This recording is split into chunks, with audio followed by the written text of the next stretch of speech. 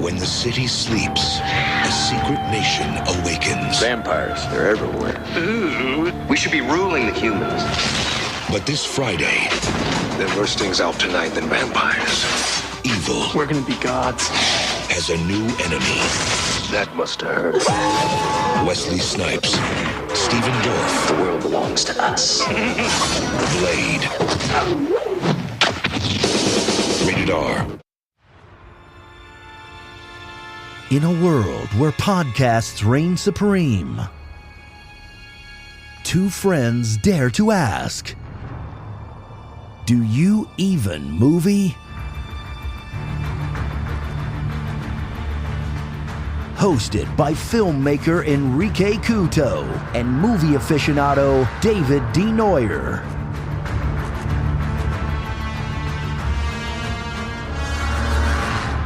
Spoiler alert.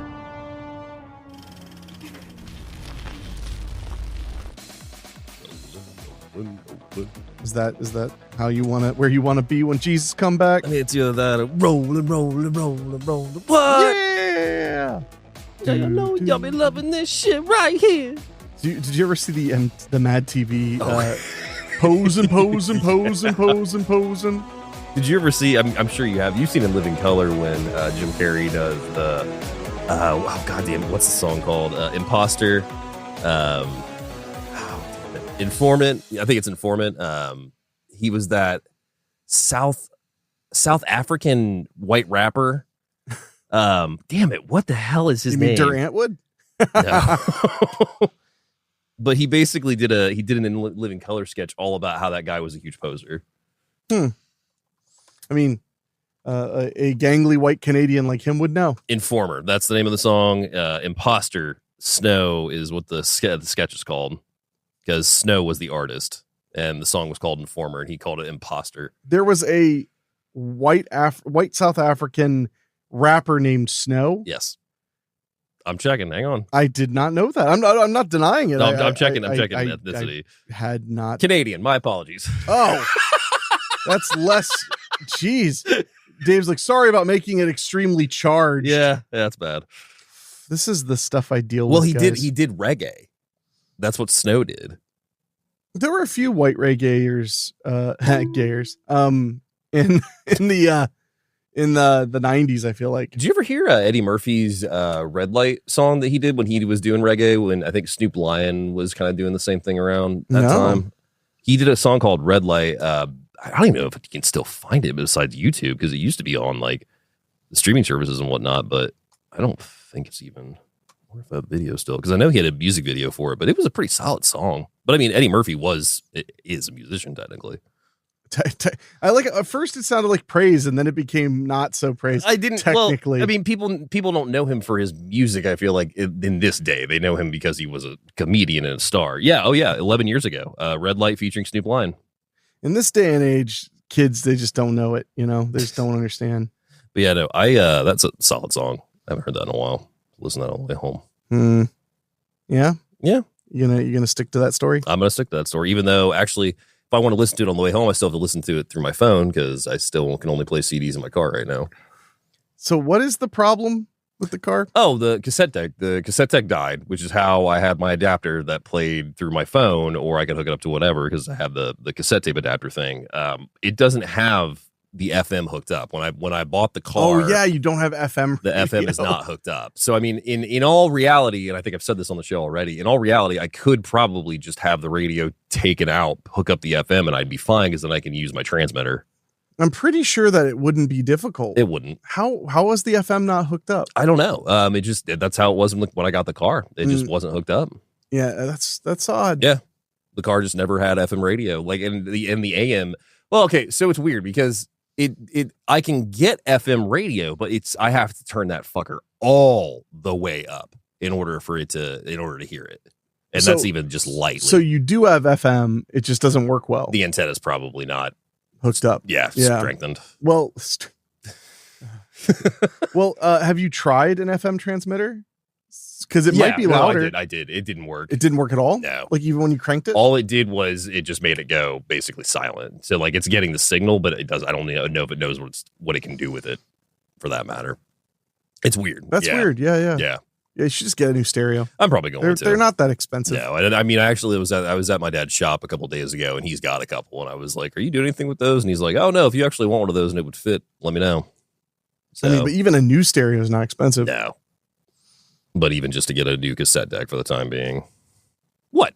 You just want a cassette deck. I mean, that's how I've listened to my music. Like, I mean, don't get me wrong. Like, I have a shit ton of CDs and I have a shit ton of cassettes. But and I have a shit ton of iPhone internet. Yeah. But I also just that adapter, literally plug and play. It's the simplest thing for me. I mean, there are simpler. No, don't get me wrong. As somebody who literally drove his mom's car last night, and I had the ability to Bluetooth into the radio through my phone and whatnot. That was nice. Don't get me wrong. The best thing I ever did on my old car was put a new radio in. That was the thing. Was the last time I put a radio in my car was when I had my first Jeep, because it was shortly after I put that radio in, like a year after I put that radio in, that I ended up getting the newer Jeep, the red Jeep. Mm-hmm. But that was like the only time I've really ever done a stereo replacement, and that was like I think I've said on the show before. Like that was kind of a pain in the ass, but I had a buddy doing it. He did it for a 6-pack, so I can't really complain. But that was when we had that whole thing with like the headlight wires getting crossed. So the radio would work, and then I turned on the headlights and the radio didn't work. And yeah, it was a whole freaking And then you turn the fiasco. wipers and the garage door open. You're just like, what the hell's happening here? Once you go put my window down, ejector seat. You're like, not again.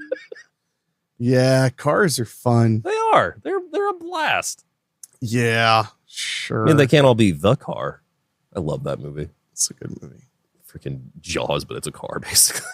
Well, there were a lot of that. Oh yeah, Jaws, but it's a car. Yeah, it's kind of like, until eventually it came all the way around to Jaws, but it's a shark. Yeah, which is what happened with Die Hard as well. Yeah, what about Die Hard in an office building? Yeah, they were like, ooh, it's like that's just Die Hard. It's like, yeah, but that was 8 years ago. We've done Die Hard in a submarine. We've done Die Hard in a prison. I got so excited recently because I've been trying to see Skyscraper, the Shannon Tweed Die Hard knockoff, or is it Anna Nicole? It's Anna Nicole Smith. Yeah, Anna Nicole Smith. Yeah, it's PM Entertainment, and it's fucking on YouTube, and I'm so excited I can finally see it now. I thought that was legitimately on Tubi. If it was, it's not anymore. When I looked at it like about a week ago or so, because there's No Contest, which is Shannon Tweed, and then there's Anna Nicole Smith's Skyscraper. Yeah. There's No Contest is Shannon Tweed's Die Hard with Andrew Dice Clay as a terrorist at a swim model thing. Andrew Dice Clay? Yeah. I love this. Yeah. No Contest. Was that a PM Entertainment as well? Probably. I have no idea, but it wouldn't surprise me. This guy. It's on Tubi. Oh, is it? Well, I can sort of check. Okay. Like fully by clicking on the link. I mean, yeah. No, it looks like it's gone. Lying. Wait, it must have just went away. Son of a bitch. Well, if I could spell skyscraper, which I can't. No, it's there. Oh, it is? Okay. Mm-hmm. Yeah, because I found there's a channel that I found recently that had like, I think it was like 25 movies in a playlist, and it was a bunch of those, like No Contest, Skyscraper, not Body of Evidence. It's Of Innocence?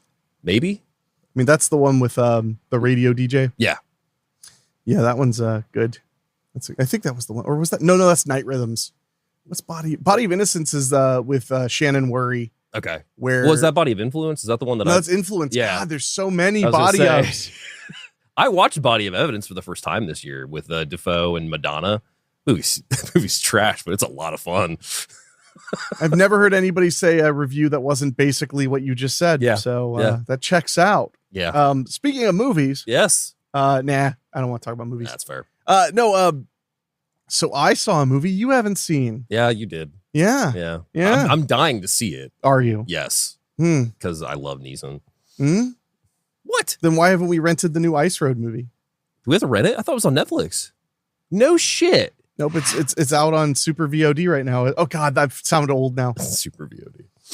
That's what we used to call it. I know. But yeah, I thought that's weird. It's a Netflix movie sequel. Technically. Well, I mean, licensed through them, but yeah. But I mean, I think that's the only place you could get, or can you rent it out otherwise? I think their window on it ended. Okay. Because we were all surprised a while back. It came out like a few months ago. Yeah. We kept debating renting it. I've heard it's fine. Yeah, the Ice Road is still only on Netflix, but the sequel is nowhere. Ice Road 2 the next day. I mean, It's actually Ice Road Vengeance. Vengeance, yeah. And where is that available? So I saw the Naked Gun reboot. Did. Da-da-da-da-da. Is that in there? The theme? Do you want me to spoil that?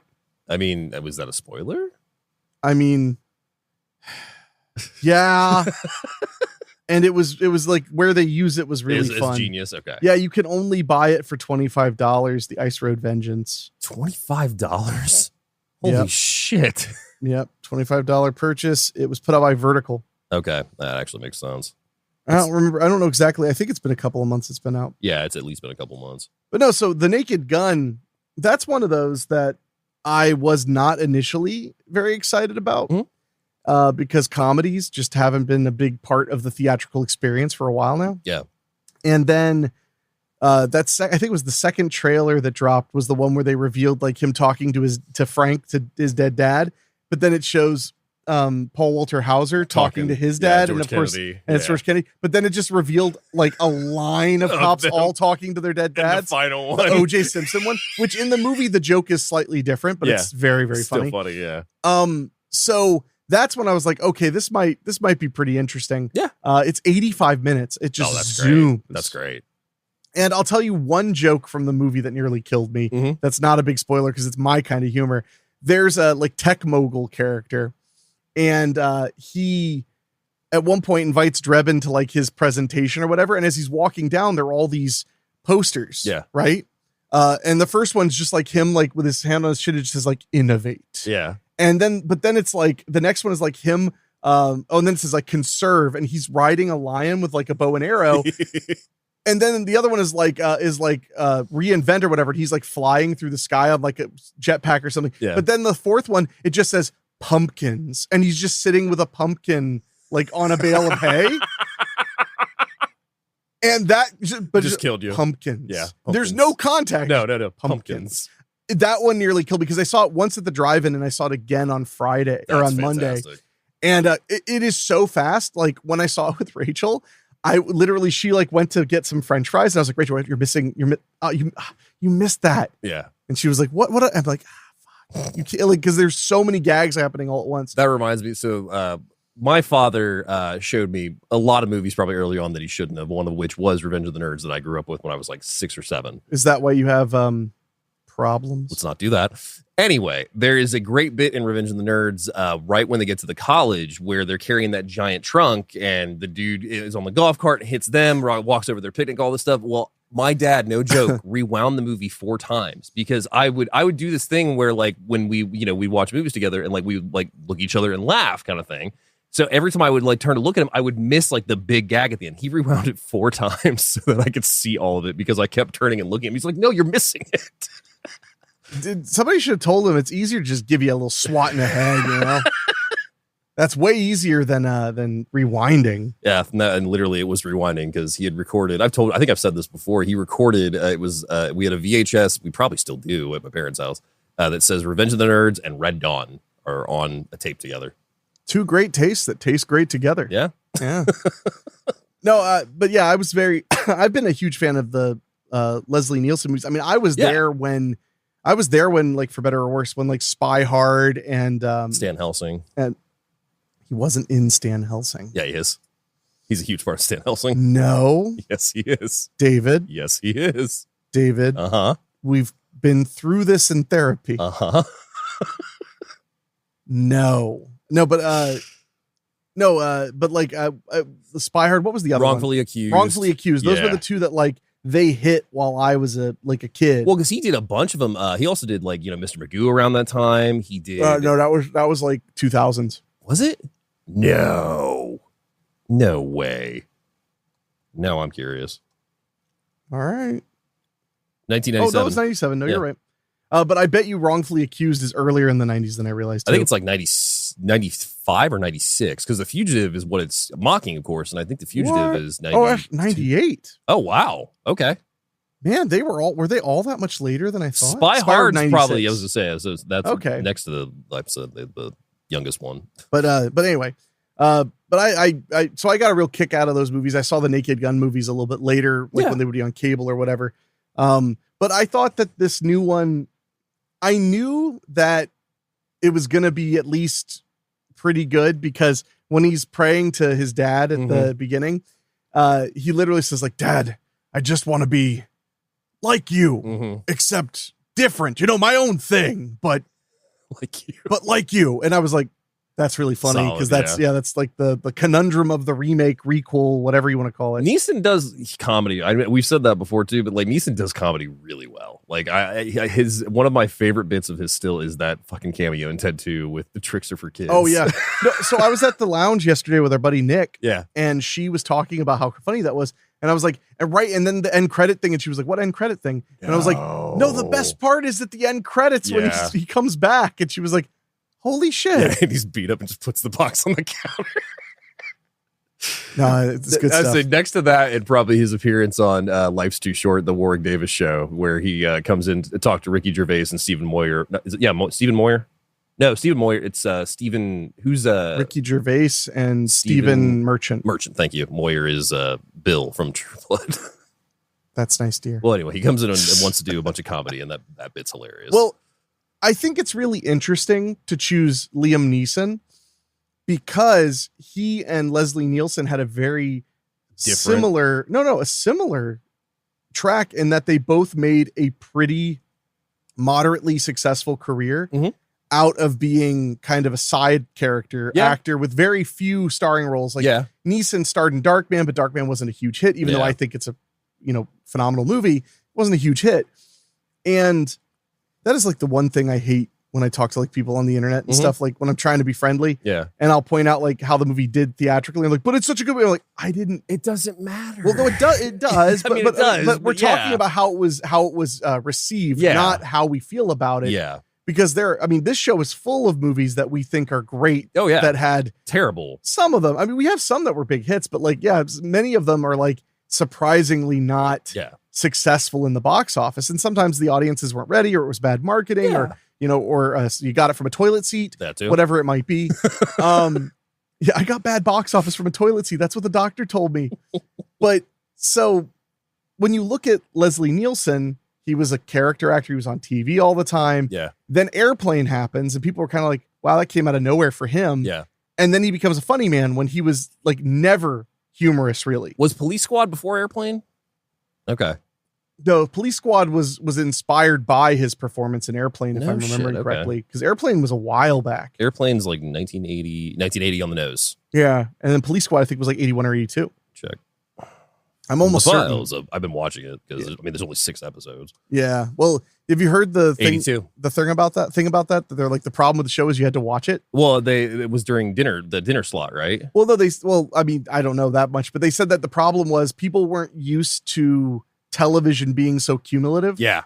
Like if you watched every episode, it worked really well. Yeah. But if you tuned in every so often, you could fall off really easily. One of the absolute best gags of that show is the very end. They always freeze, but they don't freeze the picture. It's just them freezing, but then somebody is like not in on the joke. Like there's a prisoner that tries to escape. There's a monkey that tries to escape in one episode. They do a whole new riff on that in The Naked Gun. God, I'm so excited. It's like, it's the kind of joke I would make about everything freezing. But but my point is, so Leslie Nielsen similarly, or Liam Neeson similarly, very successful career. Yeah. A bit more successful than Nielsen was originally. Yeah. But then he does Taken, and his career, now he's an action leading man. Yeah. Big time. And he wasn't that. No. Before really at all. He was a drama guy. He was in Lord of the Rings, I think it was. He had done action pictures. I mean, like he had been in Next of Kin. But he wasn't the lead. He wasn't the lead. He wasn't Swayze. Yeah. In Next of Kin. He also played a redneck in Next of Kin. What?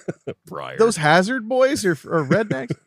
That movie's the weirdest movie because my mom's from Hazard. That is the funniest. Like that movie will come to this show at some point because that's fantastic. For the record, the size of Hazard, Kentucky, to be like, hey, Hen, I got this movie. Let's check it out. And then we put it on. I'm like, they're from my mom's hometown. That never will happen to you. No. Or me. No.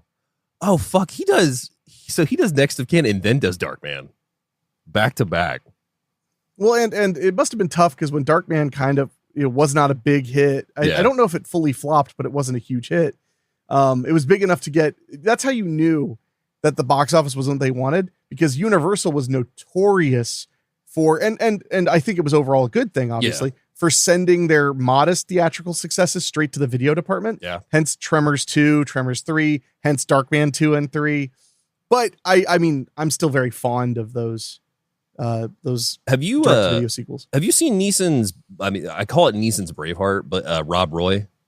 Oh yeah. Rob Roy's fantastic. I saw it when it came out. That movie kind of got forgotten, it feels like. And it has like Jessica Lange, Tim Roth, John Hurt. I think it's because it really came off as like a Robin Hood knockoff. Yeah, I mean, there is that too, yeah. But I mean, not that it wasn't good. You know, again, stating a objective reality of a movie like that, the box office wasn't whatever. Well, it's not a judgment. I feel like also a lot of people were surprised and forget that Neeson kind of got his foot in comedy with A Million Ways to Die in the West.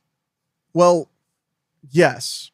Well, was that before Ted? Well, that was before Ted 2, because okay. Ted 2 is... Because they had made jokes with Liam Neeson a lot in a lot of Seth MacFarlane things. Ted 2 is 2015. A Million Ways to Die in the West is 2014. Wow. So it's a year before. But yeah, I mean, before that, he doesn't really do many comedy. I mean, him and Leap of Faith with Steve Martin, he's not in a funny role in that movie. So my point is that he went from a pretty successful, famous actor to a leading man in a genre that he really was never considered a big part of. Yeah. And that's exactly what happened to Leslie Nielsen as well. He became the #1 highest paid comedic actor in the world, and he had like never considered himself even funny. Yeah. Initially. Yeah. And if you get a chance, that you've seen the Hats Off Entertainment documentary about Leslie Nielsen. It's fantastic. It's excellent. And it really runs down how the best thing about that story is that he never was annoyed by it. Yeah. Just because he spent his whole life trying to be a serious actor, he was like, once he realized he was this comedy guy, he was like, this is an incredible gift. I'm so fortunate. Like, I'll wake up every day and I go, this is awesome. Yeah. And that makes me happy. So anyway, because actors, they're a nightmare. Yeah, they can be, yes. Well, you're obsessed with yourself. Yeah. You have to be, because you're your own stock and trade. Yeah. You are your brand, you are your product. Yeah. So you do have to obsess over yourself at least a little bit, unless you're Brian Dennehy. So character actors, who gives a fuck if we get fat? It's great. That's solid. But anyway. So you saw Naked Gun, and last night I saw Freakier Friday with my mom and my sister, and that's a long title. I gotta tell you, that movie was everything I could have hoped it was for a sequel coming 20 years later. It's what I wish Beetlejuice was. Oh, you wish that Beetlejuice had been a sequel to Freaky Friday? Exactly. That's nice. Exactly what I wish. Yes. Yeah. well, here's the question though. This will tell us if Freakier Friday is actually good. Okay. How do they deal with Jeffrey Jones's character? They just have like drawings of him everywhere and stuff. So I will say Freakier Friday basically brought back every single character, which is impressive for a mom and pop studio like Disney, to be able to pull that out. But Tobolowsky's back. You've got the Chinese restaurant, the mom and the mom and her daughter are back. You've got Anna's bandmates are back. Like Pink Slip's actually kind of a big part of the story. Oh, and they actually hit big, and like we're actually like musicians, like well-known musicians that sold out arenas. Wow. Yeah. No, it's a lot of fun. The story is it's 22 years later, and Anna is now a single mom.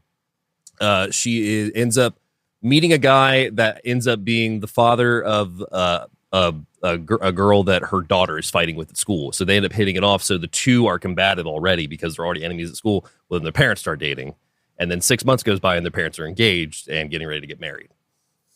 So one thing leads to another, and all four of them, Jamie Lee Curtis, Lindsay Lohan, her daughter, and the stepdaughter, all end up swapping bodies. So you've got the two young ones that go into the older bodies, and the older go into the younger bodies. Does the old Chinese lady, it's her fault? No, they don't even touch. It's not. No, there's a whole fortune teller aspect to it now. So it's like they went big. Yeah, I mean, like the movie Big. Like Big. Yeah. So they literally did the sequel thing where like it's double now. Yeah. Okay. Okay. But I mean, yeah, Jake's back in it. I mean, it's a lot of fun. It has a lot of heart to it. And overall, the ending is just really, really sweet. They kind of goes back to the whole, I don't want to spoil too much, but like kind of goes back to the whole concert performance thing again. Mm-hmm. So they kind of do repeat some things from the first one, but overall, Freakier Friday gets a big thumbs up for me. I had an absolute blast with it. Jamie Lee Curtis is just living her best life after winning that Oscar. I mean, wouldn't you? Yeah.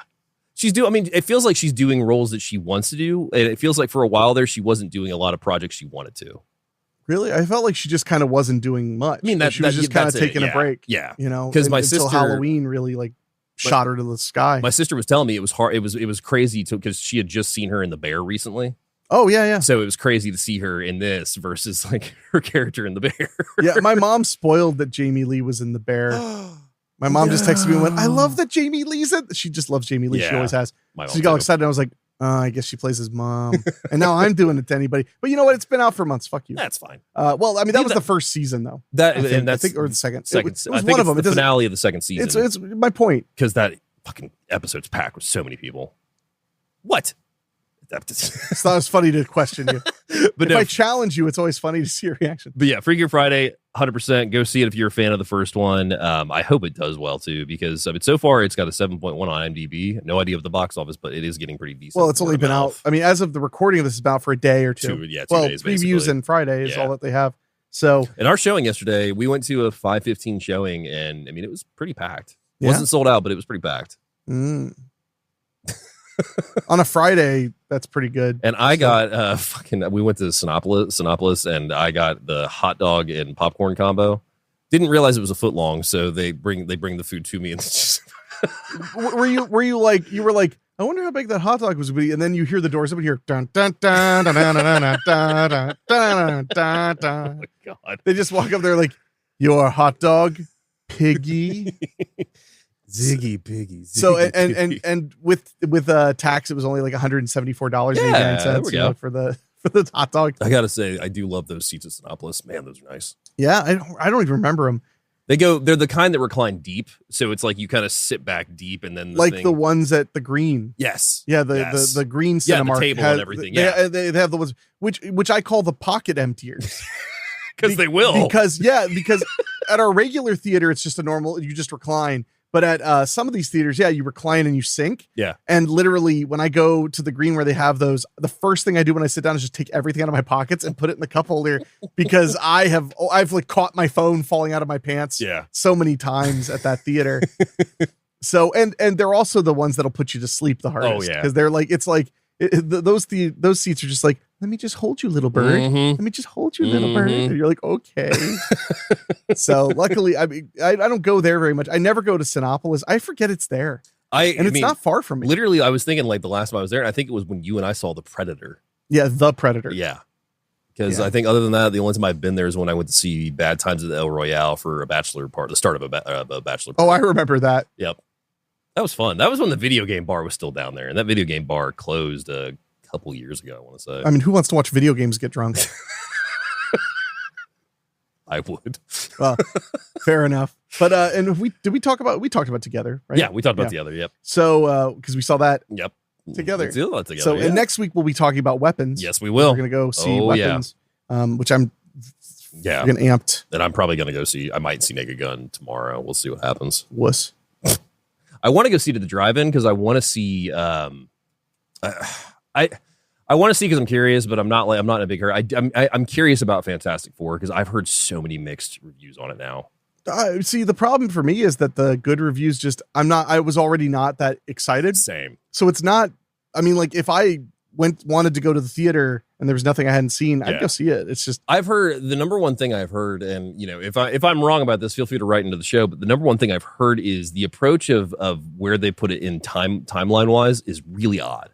Well, it's in the 50s. Yeah, because it's starting at all. Yeah, they said it's just an odd choice. I think that was the timeline of the original. I mean, because it was literally started in the 50s, if I remember correctly. Yeah.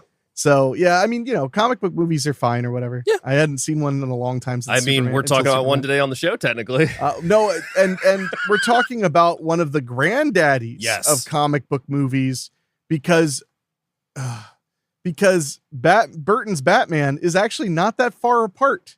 From this one. No, you're not wrong. Because Batman and Robin was 97 and the Blade is 98. Yeah. And literally Batman and Robin kind of killed it for a little bit, unfortunately. It's campy fun now, but people forget that movie really pissed a lot of people off. And I want my groan for the record was not because I don't like Burton's Batman. That's very opposite of that. No, but it's because I'm pointing out things like, hey, when you remember a movie from 1998, that's like in 1988 somebody remembering a movie from 1978. You're like, Where's my thyroid medicine? 97's a bad year for superhero movies because you have two big ones that come out that were expected to do well and they didn't, which is Batman and Robin and Spawn.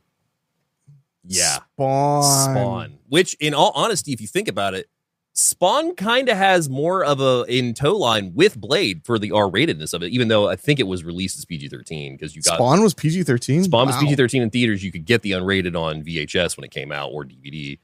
Because Spawn was nasty. Spawn's got nasty moments. Oh yeah. Well, I watched the cartoon series. Oh, I love the HBO on HBO, series. and that was freaking brutal. Oh yeah, the first episode about the ice cream man that was the molester and the child killer. That show is brutal. It looks like Spawn was rated R. Oh no, PG-13. Man, Google sucks. Gemini is just the worst. But yeah, we are talking about Blade from 1998. 2 hours, rated R for strong, pervasive vampire violence and gore, language, and brief sexuality. The MPAA said vampire violence? Yeah. They said vampire violence. I mean, I don't put anything past those people. Dude, Skateboard Kid 2 is rated PG for an adolescent punch in the nose. I wish that was my band in high school. Adolescent punch in the nose. Yeah. That's a good one. IMDb synopsis says, a half vampire, half mortal man becomes a protector of the mortal race while slaying evil vampires. Oh. My synopsis, Blade, half vampire, half man, along with his human mentor, Whistler, protect the city as vampire hunters. You just had to work Whistler in there. The movie's not called Blade and Whistler. It's called Blade. Whistler. I love Whistler. Taglines of this episode, or for this movie, include the power of an immortal, the soul of a human, the heart of a hero. Oh, I was supposed to be like a questionable haircut. Against an army of immortals, a warrior must draw first blood. Or excuse me, one warrior must draw first blood. That's a little bit better. Yeah. Vampire hunter. I mean, that's the one. Blade. Vampire hunter. But nobody knew who Blade was. No, not really. So honestly, like, that's a very helpful tagline. Yeah. Sometimes it takes one to kill one. That's a good tagline. Have you given blood lately? That's pretty funny. And finally, part man, part vampire, all hero. I don't think that was an official tagline. That's just RoboCop, but he's a vampire. RoboCop, but he's a vampire. I mean, in a sense, that is kind of Blade. I mean, I'm not denying that. Yeah. I mean, there is that part where he shoots the vampire in the dick. I mean, he does shoot several vampires in the dick, actually. Blade currently rentable on Prime and Fandango. I will tell you that Hen and I and a couple of our buddies last night watched the beautiful Warner Brothers 4K that they put out. I think it was like about 4 years ago at this point. Looked phenomenal. Dolby Atmos really makes you feel like you're there, smelling Axe body spray and listening to techno music. And Blood Rave. Oh my God, the Blood Rave. So the director on this film is Stephen Norrington. He gets his start directing 1994's Death Machine. Oh, yeah. Then goes on to do Blade in 98, so 4 years after that. Then goes on to direct The Last Minute in 2001. And then, unfortunately, in 2003, he directs The League of Extraordinary Gentlemen, and so ends Stephen Norrington's directing career. The way you flinched, I thought you were going to say The Golden Compass. I was like, oh, damn. Now, that's not to say he did not stop working in films. He does do special effects, so he did special effects for Young Sherlock Holmes in 85, did special effects on Aliens in 86, The Storyteller, Hardware, Split Second in 1992, the Rutger Hauer movie. Oh, and he did Hardware. Nice. Yeah. Alien 3 in 92, Exorcist the Beginning in 2004, and as of most recently, and by recently I mean a decade ago, Harbinger Down in 2015. Man, I was so maybe it was the amping. Harbinger Down. Down. Don't be mean to Harbinger Down. But I remember there were so many interviews and promo going on for Harbinger Down. Yeah. And I was so excited. It was fine. It feels like there was like several movies that unfortunately had H titles that sounded like they were going to be better than they were. And those included Harbinger Down. The Hatred. Hypothermia. Oh, I liked Hypothermia. It's fine. But the other one, Harpoon with Gunnar Hansen, which Harpoon looked like it was going to be fun. And it's not bad, but I mean. Well, I think Harbinger Down they fell for a trapping that I think is really silly. Yeah. Which is they made a huge deal out of the fact that they didn't use CGI. Yeah. And I just don't care. Who put that out? Was that might have been Anchor Bay at the time. I think. Yeah. It might have been. Yeah, because I feel like I watched Harbinger Down, or no, I watched Hypothermia and Blood Glacier back to back, and that was a pretty disappointing movie night. Hypothermia does have some fun things in it, though. I will say that. So our writer on the film is also David S. Goyer. He gets his start in 1990 writing the Jean-Claude Van Damme movie that I actually really like called Death Warrant. Death Warrant's prison fun. One, yeah. Yeah. Then he does Kickboxer 2, The Road Back in 91. He writes Demonic Toys, Arcade. So you had a Charlie Band era. The Substitute, not that one, though. The Mark Wahlberg one. Oh. Yeah. Kind of like The Fear, not that one, the Mark Wahlberg one. The Puppet Masters in 94, Crow, City of Angels, Perversions of Science, Dark City, Sleepwalkers, Nick Fury, Agents of S.H.I.E.L.D. Yes, the 1998 David Hasselhoff Nick Fury movie. What? You didn't know about that? No. I think it might be made for TV. I can't remember. You think? Sure sounds like it. The same year he writes Blade. Then he does Freaky Links in 2001. I love Freaky Links. Writes Zigzag in 2002 and also directs it. Blade 2 in 2002. Blade Trinity in 2004, which he is one of the directors on. Batman Begins in 2005. Threshold in 2005, which he also directs. Blade the Series in 2006. Jumper in 2008. Batman Gotham Knight. The Dark Knight. Hey Ash, What You Playin' in 2008. The Unborn in 2009, which he also directs. Flash Forward in 2010. Call of Duty Black Ops in 2010, so he writes for the video game. Ghost Rider Spirit of Vengeance in 2011. Devil Dolls in 2012. Dark Knight Rises. Man of Steel. Constantine. Batman v Superman. Vader the Immortal. Krypton. Terminator Dark Fate in 2019. Hulu Razor in 2022. Ah, yes. Del Toro's Cabinet of Curiosities in 2022. The Sandman in 2025. And Foundation in 2025. That's quite a list. Yeah, I would say so. But yeah, there was a Nick Fury movie in 98 with David Hasselhoff as Nick Fury. Wow. Has the eye patch. I would hope. Moving on down to our cinematographer. Returning to the show, we have Theo Van de Sande. He gets his start in 1969 as the DP on Dropout. Goes on to shoot Naked Over the Fence, Q&Q, The Debut, Charlotte, The Girl with Red Hair, Darlings, Private Resistance, The Assault, Crossing Delancey. Then does Miracle Mile in 1988, Rooftops in 89, The First Power in 1990. I love me some First Power. Once Around in 91, Body Parts of Jeff Fahey in 91. I love me some Body Parts of Jeff Fahey. Big Girls Don't Cry, They Get Even in 91. I remember this guy. Yep, and also exciting. Returning to the show for Wayne's World, which we covered. It's a Wonderful Life, or it was a Wonderful Life in 92.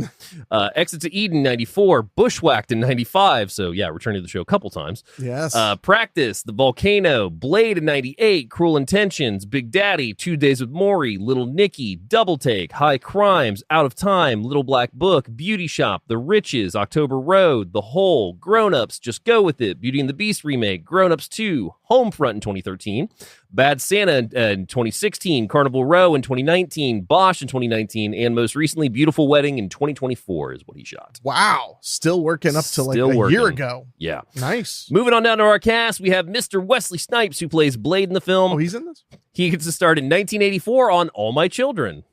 Really? Really. Then goes on to do Wildcats in 86 with Goldie Hawn, Streets of Gold in 86, Miami Vice, Critical Condition, Michael Jackson's Video for Bad in 87, Vietnam War Story. 89, he does Major League, A Man Called Hawk in 89, Days and Nights of Molly Dodd in 89, King of New York in 1990, which he's fantastic in. Then does Mo Better Blues in 1990, New Jack City in 91, Jungle Fever 91, The Water Dance, White Man Can't Jump, Passenger 57 in 92, Boiling Point in 93, Rising Sun in 93, Demolition Man in 93. Had a really good year in 93. Hey, he had the haircut there too. They did. Sugar Hill in 94, Drop Zone 94, Tu Wong Fu, Thanks for Everything, Julie Newmar in 95, Money Train, Waiting to Exhale, America's Dream, The Fan, Murder at 1600, One Night Stand, U.S. Marshals in 98, Down in Delta in 98, Blade in 98, Future Sport in 98. Oh man, I haven't thought of Future Sport in forever. Yeah, that's a movie. I remember liking Future Sport. Play It to the Bone. Yeah, Play It to the Bone in 99. I haven't seen Future Sport in probably a long time.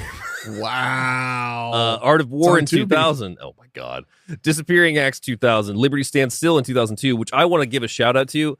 Liberty Stands Still, not an amazing movie, but it's him and the chick from Jade and Men in Black. Why can't I think of her name all of a sudden? I know who you're talking about, but I can't think of her Linda Florentino. Oh, okay. It's basically phone booth before phone booth. She has something to do with arms, like with arms dealing, and has a result of like causing the death of like one of his family members. So he ends up taking a position as a sniper rifle with her on a phone. He becomes a sniper rifle. He becomes a sniper intense. rifle. That's a lot of hatred to become a whole other being. Yeah. Future Sport, directed by Ernest Dickerson. That's right. I knew that. But yeah, no, Liberty Stand Still, worth a watch. Absolutely worth a watch. Zigzag in 2002, Blade 2 in 2002, Undisputed, Bernie Mac Show, Unstoppable, Blade Trinity, 7 Seconds. Then we get into the tax evasion films. Yeah. The Marksman, Chaos, The Detonator, Hard Luck, The Contractor, Art of War 2 Betrayal, Brooklyn's Finest, another one that I love. Brooklyn's Finest is fantastic. That's him, Richard Gere, Ethan Hawke are all cops, like dealing with different fronts of it and whatnot. Like Ethan Hawke's trying to get more money, so he ends up going to like a corruption side of like doing. I think he steals money from drug dealers, if I'm not mistaken. Yeah. Oh well, that's one way to do it. Game of Death, Gallow Walkers, which I've said before off mic to Hen already, was advertised as Blade in the Old West. It's not. Yeah, Dave has some personal. It's in my voodoo forever. Yeah, some pain. Expendables 3 in 2014, The Player, Chirag, The Recall, Armed Response in 2017, What We Do in the Shadows, Dolomite Is My Name, Cutthroat City, Coming to America, True Story, Moon Girl and Devil Dinosaur in 2023, Back on the Strip, Deadpool and Wolverine in 2024, and Paper Empire in 2024. Yes, he plays Blade. I'll get into that into the trivia. Yeah, I never saw Deadpool and Wolverine. I know that it was like the ultimate fan service. They like crammed everything they could in it, which does sound fun. Moving on down to our cast, we also have Mr. Stephen Dorff, who plays Deacon Frost in the film. He gets to start in 1985 on the new Leave It to Beaver. Then goes on to be in Different Strokes, In Love and War, The Gate in 87, Family Ties, Hiroshima Maiden in 88, Dino Riders, Empty Nest, Married with Children, I Know My First Name is Steven in 89, Do You Know the Muffin Man in 89, appears on Roseanne in 89, Father Dowling Mysteries in 1990, The Outsiders in 1990, Always Remember I Love You, Blossom, The Power of One, Rescue Me, Judgment Night, the Aerosmith music video for Crying, Backbeat, So Fucking What, or SFW in 1994, Innocent Lies, Reckless, I Shot Andy Warhol in 96, Blood and Wine in 96, Space Truckers in 96. Yeah. Then goes on to do City of Industry in 97, Blade in 98, Earthly Possessions, Entropy, Cecil B. Demented in 2000, appears in the Limp Bizkit video for Rollin' in 2000. There we go. The Last Minute in 01, Zoolander, Deuces Wild, Steel, Fear.com in 2002, Den of Lions, Cold Creek Manor, Alone in the Dark, Shadowboxer. Stopping for a second, have you seen Cold Creek Manor with Dennis Quaid and Stephen Dorff? No. Really, really good thriller that like kind of came and went, where Dennis Quaid and his wife move into a new house. Stephen Dorff is like one of the locals and whatnot, and immediately starts putting on that Stephen Dorff creep charm. And then the shenanigans start happening. Cold Creek Manor from 2003. I'll check that out. It's a solid movie. I really like that one. Mm-hmm. Alone in the Dark in 2005, Shadowboxer, World Trade Center, Botched, Felon in 2008, 12, The Conspiracy in 2008, Public Enemies, Somewhere, Bucky Larson, Born to be a Star in 2011. Oh. Immortal, Rites of Passage, Break, Tomorrow You're Gone, Officer Down in 2013, Heatstroke, American Hero, Wheeler, Leatherface, Don't Go, True Detective, Deputy, Old Henry, Traveling Light, Blood for Dust, King of Killers in 2023, Righteous Gemstone in 2025. Oh, yeah. And most recently, Bride Hard in 2025. Oh, yeah, we still haven't seen it. I still want to see that. That's not in theaters at all. No, it's VOD. Yeah. Moving on down to our cast. What? You skipped like one of my all-time favorites. Which one? Dorff on Golf. Oh my God. Every fucking time. How did you think that I was going to slip by? That you were going to get away with me not doing that to you? Yeah, especially. Every time we watch any movie Stephen Dorff is in, I make some reference to him being Dorff from Dorff on Golf. Which was Tim Conway, if I'm not mistaken. I believe so, yeah. Wrapping up our cast, we have Mr. Kris Kristofferson, who plays Whistler in the film. He gets a start in 1971 with The Last Movie, goes on to do Cisco Pike in 71, which I just watched for the first time recently, which is his second role. Gene Hackman plays a cop in that movie, which is why I ended up watching it. Cisco Pike is the story of Kris Kristofferson as a musician trying to basically appease this cop that had dirt on him, which is played by Hackman. And Hackman is a fucking slimeball in this movie. I mean, I love me some Slimeball Hackman. Bloom Love in 73, Pat Garrett and Billy the Kid 73, Bring Me the Head of Alfredo Garcia in 74, Alice Doesn't Live Here, The Sailor Who Fell from Grace to the Sea, Vigilante Force, A Star Is Born in 76, Semi-Tough, Convoy, Freedom Road, Heaven's Gate, Rollover, The Last Horror Film in 82, because he is a can. Yep, for better or worse, whether he likes it or not. Flashpoint in 84, Songwriter, Trouble in Mind, Last Days of Frank and Jesse James in 86, Blood of Orchids, Stagecoach, America, The Tracker, Big Top Pee-wee in 88, Millennium 89, Welcome Home, Pair of Aces, Night of the Cyclone, Sandino, Miracle in the Wilderness, No Place to Hide, Knights, Sodbusters in 94, Larry Sanders Show in 94, Tad, Pharaoh's Army, Lone Star in 96, Blue Rodeo in 96, Fire Down Below 97, Two for Texas, Girls Night, Does Blade in 98, Then Does Dance With Me, Land Before Time, 6, Secret of Saurus Rock, Net Force, Payback, Dead Man's Gun, Limbo, Comanche, Planet of the Apes remake, Detox, aka I See You, Blade 2, Silver City, Blade Trinity, The Jacket, Dreamer, Gun, Fast Food Nation, Snow Buddies in 2008. Oh, He's Just Not That Into You in 2009, Powder Blue, Bloodworth, Dolphin's Tale, Joyful Noise, Deadfall, which fantastic movie. Oh, that I was like the Treat Deadfall a Williams lot. one, yeah. Angels Sing, Dolphin Tale 2, Texas Rising, Traded, Hickok, The Star in 2017, Lawless Revenge in 2018, and Blaze in 2018. We unfortunately lost him last year, September 28th of 2024. Undisclosed why, but at age 88. Wow. Yeah. I mean, talk about a career. Yeah. And that was just his movie career. That's just his movies. He did, musician. He was a musician first, right? Yeah. Yeah. That's awesome that he did so much. Also in our cast, we have Donald Logue. We've got, oh my God, this is a loaded cast. We got Donald Logue. We've got, well, you and I are both fans of Donald Logue. Yeah. So the first time I noticed Donald Logue was on Grounded for Life. Yeah. That was like where I like understood like, oh, here's an actor. And then I remember like when rewatch Blade. And like, that's the dad. Yeah. And then I realized he had a lot of interesting roles before that. If I remember correctly, he is the meth head gun runner at the beginning of Metro with Eddie Murphy. I think you're right. Yeah. Well, Grounded for Life had a weird. They cast like all movie character actors. Well, they also like couldn't figure out how many kids they wanted on the show because at one point the one brother just disappears for an entire season. Oh yeah. Grounded for Life is that was like peak. Like it was a self-aware-ish sitcom.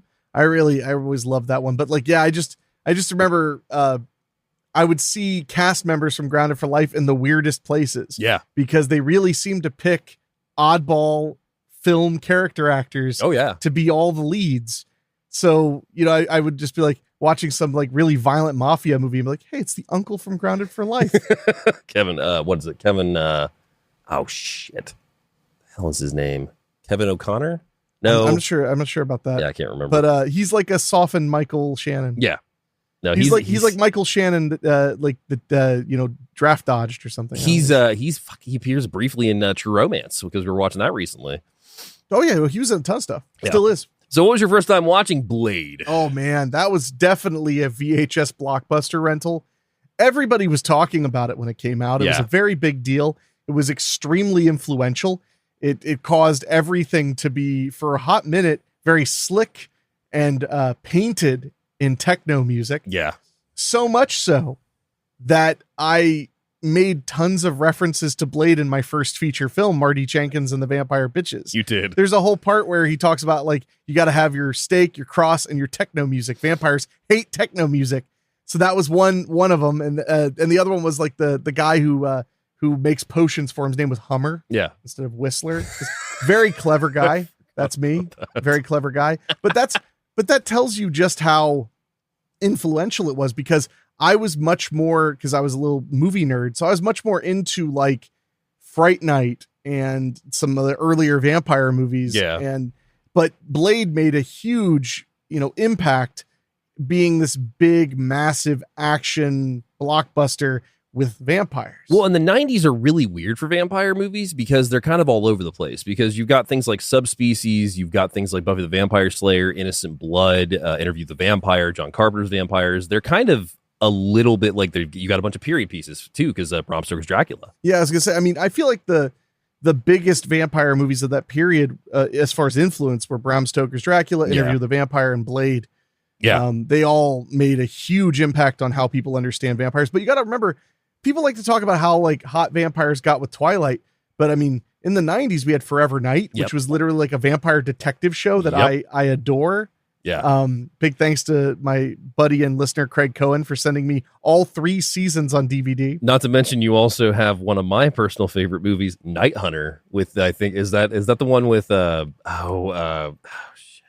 guy that played the voice of New York Ninja in the movie. I can't Don the Dragon Wilson. Oh yeah, Night Hunter with it has Maria Ford in it too. That movie's actually really silly fun. Was that post Blade or pre?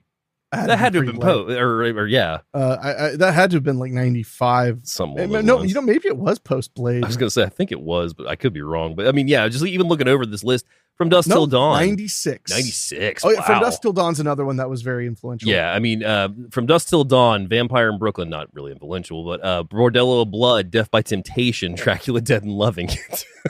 Well, Dracula Dead and Loving It is the big one to mention because that suggests that people were thinking about vampires a lot if a spoof got made. Oh yeah. Because then, hence Stan Helsing you brought up. Yes, I did. But I mean, yeah, it's really interesting because it's just like they didn't know really what vampires were sticking, but we were definitely into them because we were pumping out movies left and right. Well, I mean, they were vampires that looked like they hang out at the mall. There's that, yes. That was, really, it was like, because it was really, I think that had more to do with goth culture. Yeah. Than anything. Do you remember that there was a commercial that was around that time that was a bunch of kids on the beach and then one was trying to find his pair of sunglasses. The sun came up and toasted him and it was just like, looks like somebody forgot their Ray-Ban sunglasses. Oh, I remember that. Yeah. And they're a bunch of vampires. Yeah. Man, you have really hateful opinions about Ray-Ban. What? You're like, they were Ray-Ban sunglasses. They're a bunch of vampires. They suck the life out of everything. Horrible business practices. But yeah, allegedly. Also, I think it's interesting to think about this time too, because this is what I was thinking about when I was thinking about my first time watching it.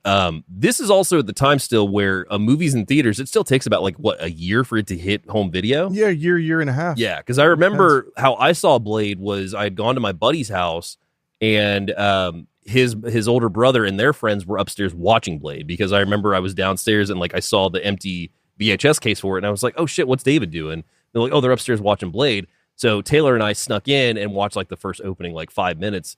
And that was all I saw for a couple years. Yeah. I didn't see it till after 2000. And it inspired your Hot Topic joy. Pretty sure I saw it on TV for the first time, actually as a full movie. And then eventually, thanks to my good friends at Roundabout Books, that was one of the first 5 R-rated VHS tapes that I bought myself. So that was the cool club. Because I still to this day remember the back of that VHS box because you've got Karen on the back and then you've got Blade and silhouette in the I remember the verbatim what that back of that tape looks like. Sure.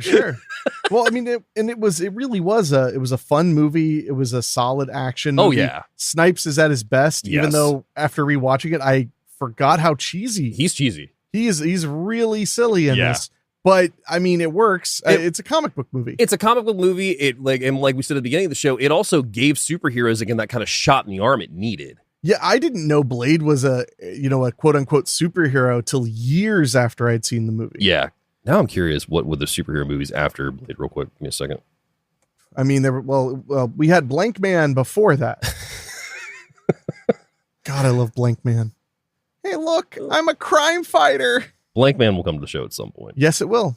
Let's see, 2000 superhero movies? Because Spider-Man is, I want to say, 01? Yeah, Spider-Man was early in the 2000s, I believe. Because that was a huge deal. Yeah. 2002. 2002. So, let's see, Watchmen. No, that's a little later. Yeah, that was 04, 05. Yeah. So, I mean, yeah, it was not only a superhero movie, it was a horror film, it was an action movie. I mean, it hit a lot of things for if you were a teen at that point, this is exactly what you wanted to watch. Well, correct me if I'm wrong. That was really the beginning of the Sony superhero movie, which we had Fantastic Four movies, Spider-Man movies, all that stuff.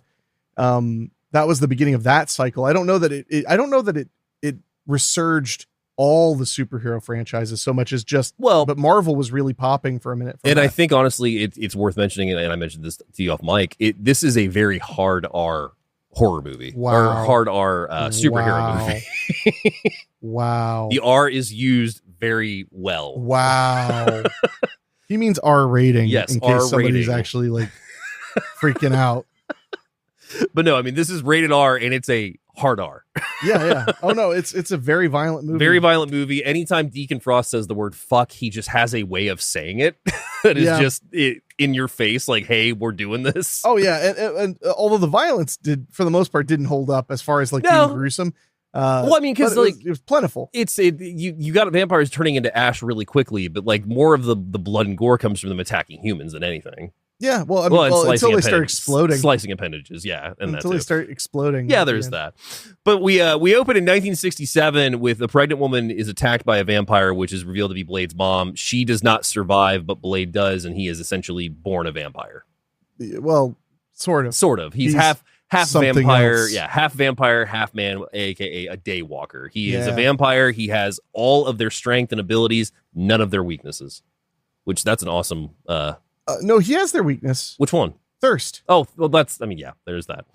That's a big weakness. That's a when big you don't weakness. Think killing is okay. I mean, there's that. Yes. Yeah. One of the things I liked in some of these over the years, some of these movies where they kind of explore the idea of like a vampire culture in a world where like vampires are a part of it, is I always like. I've noticed. I wish I could think of an exact example, but there have been several movies where I thought it was really interesting that like the human characters would like take pride in getting old and dying. Yeah. Because it was differentiator. It's like, I get to get old and die. You know, that's a human thing. Yeah. They don't do that. And I always thought that was interesting just because I think if we were fighting vampires as a normal part of life, we would value things that, you know, we have that get taken away when you become a vampire, even things that generally we don't love and are afraid of, like our immortality. Yeah, that's true. But I also love, like, Interview the Vampire was one of those first vampire movies I saw where it really explored the curse of immortality. Yes. Which I'm kind of on board a little bit of the idea of like, yeah, now just imagine like everybody dies but you, unless you find someone you love, so you curse them too. I mean, vampires in the Green Mile do have a lot in common. Yeah. I'm so tired, boss. Do you think, though, that the opening is still what this movie is 100% remembered for? Yes. Okay. Yeah. No, I figure we're on the same page. Well, all the opening of Blade is the blood rave scene. The blood rave. All it is like what happens when you distill Blade to one scene. Yeah. It's super goth, techno music, opulence of blood, spraying everywhere. It's so 2000s. I love the way it plays out because, you know, we open with Blade's origin, which is his mom and everything, but then we cut to two people in a car, which one of is Tracy Lords and one is, what was his name in The Shield? Lem. Yeah, Lem in The Shield. And they're driving to a slaughterhouse, it's a slaughterhouse, and they end up going into this secret rave in the back of the slaughterhouse that is turning into a blood rave because the dude starts going in there. Tracy Lords leaves him to go dance with this one chick. He's holding her jacket and just throws it to the side, which I forgot about. Yeah, no, it's pretty funny. But then, he slowly begins to realize that she wants nothing to do with him all of a sudden, but also blood just starts hitting his hand, and then the DJ behind the booth has this thing behind him that says bloodbath, and then, yes, we get the infamous scene of the sprinklers turning on and blasting blood. And I want to mention, I said 2000s. I'm aware it's 1998, but this is 2000s. The beginning of the 2000s kind of era. Yeah. That very flashy, very winky. When Hot Topic was scary. Exactly. When Hot Topic was scary. When it was underground. When it was underground. Like it was on the bottom floor of the mall. But it's also worth, I mean, like, did you ever go to a foam party? Did you ever go to a night? Did you go to nightclubs? I've never gone to like a straight up nightclub. No, I actually haven't. No, I've been to a foam party once, but it was at a private residence. Oh, ew. No, not fun. No, I had my period of time where I dated a certain kind of woman, and one of them loved clubbing so much. Yeah. Which I generally found so boring. When the birth of clubbing, as far as like the 90s clubbing, was like what, circa 95 and up through 99? Oh, earlier. Well, dude, there were always clubs because there was the discotheque. Well, yeah, no, and yeah. I'm more so thinking of like the Party Monster era, like I mean, Janice St. James. We don't have that kind of opulence in Dayton though, but Dayton was known for clubs. They had two very prominent gay clubs in the 90s. Masquerade and 1470s, which literally I got to go to 1470s a couple of times. They literally had an under 21 floor, a gay floor and a mixed floor, basically. So you could pick which one you wanted to hang out on. Was the one that Andy talked about was it the Foundry? Or he talked about the Foundry, but we filmed parts of one of Andy's movies at 1470s. Okay, that's what it was. Yeah, in the basement. Gotcha. But that was after it had moved, so it was no longer at 1470, but it was still called 1470s. Yeah. But I remember I went to a foam party, and they mentioned that on Goth Night, when they would do foam parties, they would dye it red. Oh, wow. I wonder why. So, which my first thought was, I will not be ruining my clothes that night. I'm 90% sure, and I mean, I haven't looked it up in a while, but I'm 90% sure that, like, I read a story a while back that they wanted to actually do a blood rave somewhere. I don't know. With literal blood? With literal blood. I don't like pig's blood. I'm guessing pig's blood. Yeah, I have no idea, but yeah, that would be disgusting. Now, I mean, for the record, it's not like a rave smells great. Yeah, I mean, there's that. Yes. But the idea of getting hit by like a combo of like Axe body spray, jupe, and pennies, which is the smell you would get at a blood rave. Yeah. I'm a pass. I'm a pass. I mean, but they could call it, a hepatitis night or something. Well, and also, oh my God. I can't remember how soon did you start playing the Hitman games? Was that more later? Way later. So in Hitman Contracts, which I believe is the second game in the original PS2 releases, the first level is a rave at a slaughterhouse. Well, yeah, the pop-up rave thing, which wasn't really a thing out here very much, or I wasn't cool enough to know, was very popular in places like New York and California, where there's a lot of like empty space and it's expensive and all that. Well, I mean, and that also brings up the location of Blade, because we never get an actual city, but it also has touches of... It's very clearly New York City. It's New York, and it has touches of San Francisco, though, like the beaches and whatnot, especially. There's beaches. There's beaches in New York, but I mean, like the Chinatown look is more San Francisco than New York. I think so. I mean, you might be right. Yeah. Well, I'm not going to trust. What is it?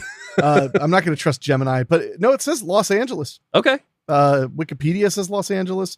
I mean, the later movies may have actually said it. Now that I think about it, it's possible. I can't remember. The plot on IMDb says Los Angeles. Okay. Well, shit. So then, yeah, we are there. But yeah, so the blood rave starts and dude's freaking out. Everybody's turning into vampires, including Tracy Lords. Everybody's covered in blood, including him. I like how they're all vamping out to get him. Yeah. When it's like, you guys are literally wasting gallons and gallons of blood. But they also just start kicking him. They also just start kicking and beating on him. Well, like they could have bit him or anything. Well, and I thought it was silly until I realized later on when Frost is like basically talking about why he wants to take over the vampire world. It becomes clear that the old vampire way was a lot less devil may care about human life. They understood that they ate humans. But they also understood they coexist with humans. Yeah. As to where he had that attitude, was like, they're cattle. They're just cattle to whatever. And that's one thing I really thought was interesting about the sequence is what is this scene? It's a rave inside a slaughterhouse. But and they're being like rained down on blood. Yes. What is that though? Think about that. How wasteful. That is wasteful. So imagine that, you went to a rave and they're just like, we're going to pour red wine from the ceiling. Talk about sticky. Yeah. Talk about a sticky situation to find yourself in. But my point is, like, it's what you would have that thought where you'd be like, why don't we drink the wine? Like, why are we just pouring wine? Yeah. I mean, why are you doing that? And my point is that it suggested a level of wasteful opulence. It was like a drug party kind of thing, like where it's like, we don't care. It's just about the vibe or whatever. It's a showmanship thing. Yeah. But, so my point is though, like, imagine if you could only eat one thing. Okay. To survive. Okay. Not like, imagine like Lay's potato chips are the only way you can live. Okay. So like college. Yeah. And ramen, but okay. But like Lay's potato chips are the only way you could live. So if you eat a turkey sandwich, it does nothing for you. Okay. And then you're like, there are thousands of people like me who can only eat Lay's potato chips And then you're like, let's go to a club and just get poor Lay's potato chips on ourselves and stomp on them. That's fair. And whatever. Yeah. And it's like, yeah. And what's the point of the night? Oh, to have fun and get more Lay's potato chips. My favorite thing, though, too, is the technical aspect of doing a blood rave in regards to there's a guy on YouTube that has a thing called minor character theater, and he did a whole thing, an episode about where he was the plumber for Deacon Frost. And the technical side of them to do this is insane. Yeah, it would be a lot of work. It'd be a lot of work. Yeah. But I tried to take it at face value, and all I could think was like, this is like, it's like you hear those stories about like back in the day, like the heads of like Arab nations would like pour drinking water on themselves and stuff, and you're like, dude, there's not a lot of water. Yeah. And that's the sense I got, was that there's this idea that they're romanticizing something that's a necessity to live. Yeah. And it's clear that the older generation of vampires are not like that. They're not like it. They don't think that it's just like, oh, blood's just, falling out of the sky. Yeah. So I just thought that was a really interesting thing, because obviously it's an incredible visual. Oh yeah. And it really fed young people enjoying Blade, because that pounding techno music, and goth culture was really like hitting height in the 90s. Well, and also again going back to like, this is an R-rated movie, like that's something that really sets that tone there, where it's just like, oh yeah, that's fucking gross, and that's extreme. Yeah, but at the same time, it's blood without context, so it's not really violent per se. Yeah, no, you're right. Kind of like Evil Dead 2. I was like, well, the blood's coming out of the house. Yeah. So how violent can that be? Yeah. And the MPA was like X. So naturally, the dude starts freaking out. He's trying to escape. He's crawling on the ground while they're kicking him, and he ends up running right into Blade, except he does not touch him at all. I did notice that last night. He just barely gets to him and looks up, and Blade starts going to town on these vampires. Yeah, and I did not remember all the weird winks and goofiness. Yeah. But it's pretty silly and fun. Yeah, because you got Donald Logue who gets all his guys, and he ends up getting his arm chopped off, and he ends up getting pinned to the wall by the stakes. Like, Blade basically goes through this room like within, I would say, about a minute and a half time. Yeah, it's like a minute or so. Yeah. And he's clearly got like, he's not only a badass, he has all the ways to kill them like holstered. Yeah. Basically. Well, I mean, and I love the scene. Like when they move into that little circular room, because he's like jumping on the ledge, he's going off the wall and whatnot. But yeah, he ends up, Quinn is Donald Logue's character. He pins him to the wall with 2 stakes, and he's just like, I'm getting tired of like chopping your limbs off, so I thought I'd try fire this time. Sets him ablaze and walks away as the cops raid the place. Which, a lot of the problems in this movie, if he had just killed Donald Logue like a normal vampire, instead of like savoring tormenting him, we wouldn't have had a lot of the problems. The one thing that I realized watching this last night, everybody gets kidnapped in this movie. Yeah. Some multiple times. Oh, yeah. Yeah, it's a kidnap forward kind of film. It really is. Yeah, no, that's a good point. So they end up taking Donald Logue's body out to a morgue, and that is where we meet Karen, who is a blood specialist at this hospital. Hematologist, yeah. And she is with her ex-boyfriend Curtis, who comes in, and he's like, hey, well, they work together. I've got something weird for you to come down and see this body. And so they're examining it. And I really like this scene because even though they're cutting open a corpse and like talking about their relationship, this is just a normal thing for them. Yeah. Like, this is an everyday thing for them. Oh, I thought you meant like fighting about their relationship. This is a normal thing. It's very sad. No, you cutting open a burned corpse. Okay, fine. But no, like, that's their job. So I mean, the fact that they're having relationship talks and stuff is pretty cool to have that in the movie, I think. Oh, I thought you were gonna be like, again, because communication is so important. you just keep not referring to the corpse. No, it's a cool scene. Because the first joke I thought of when we were watching it was like, it was like, first question, have you ever doubted us? Second question, meatball subs for lunch? Meatball subs for lunch, yeah.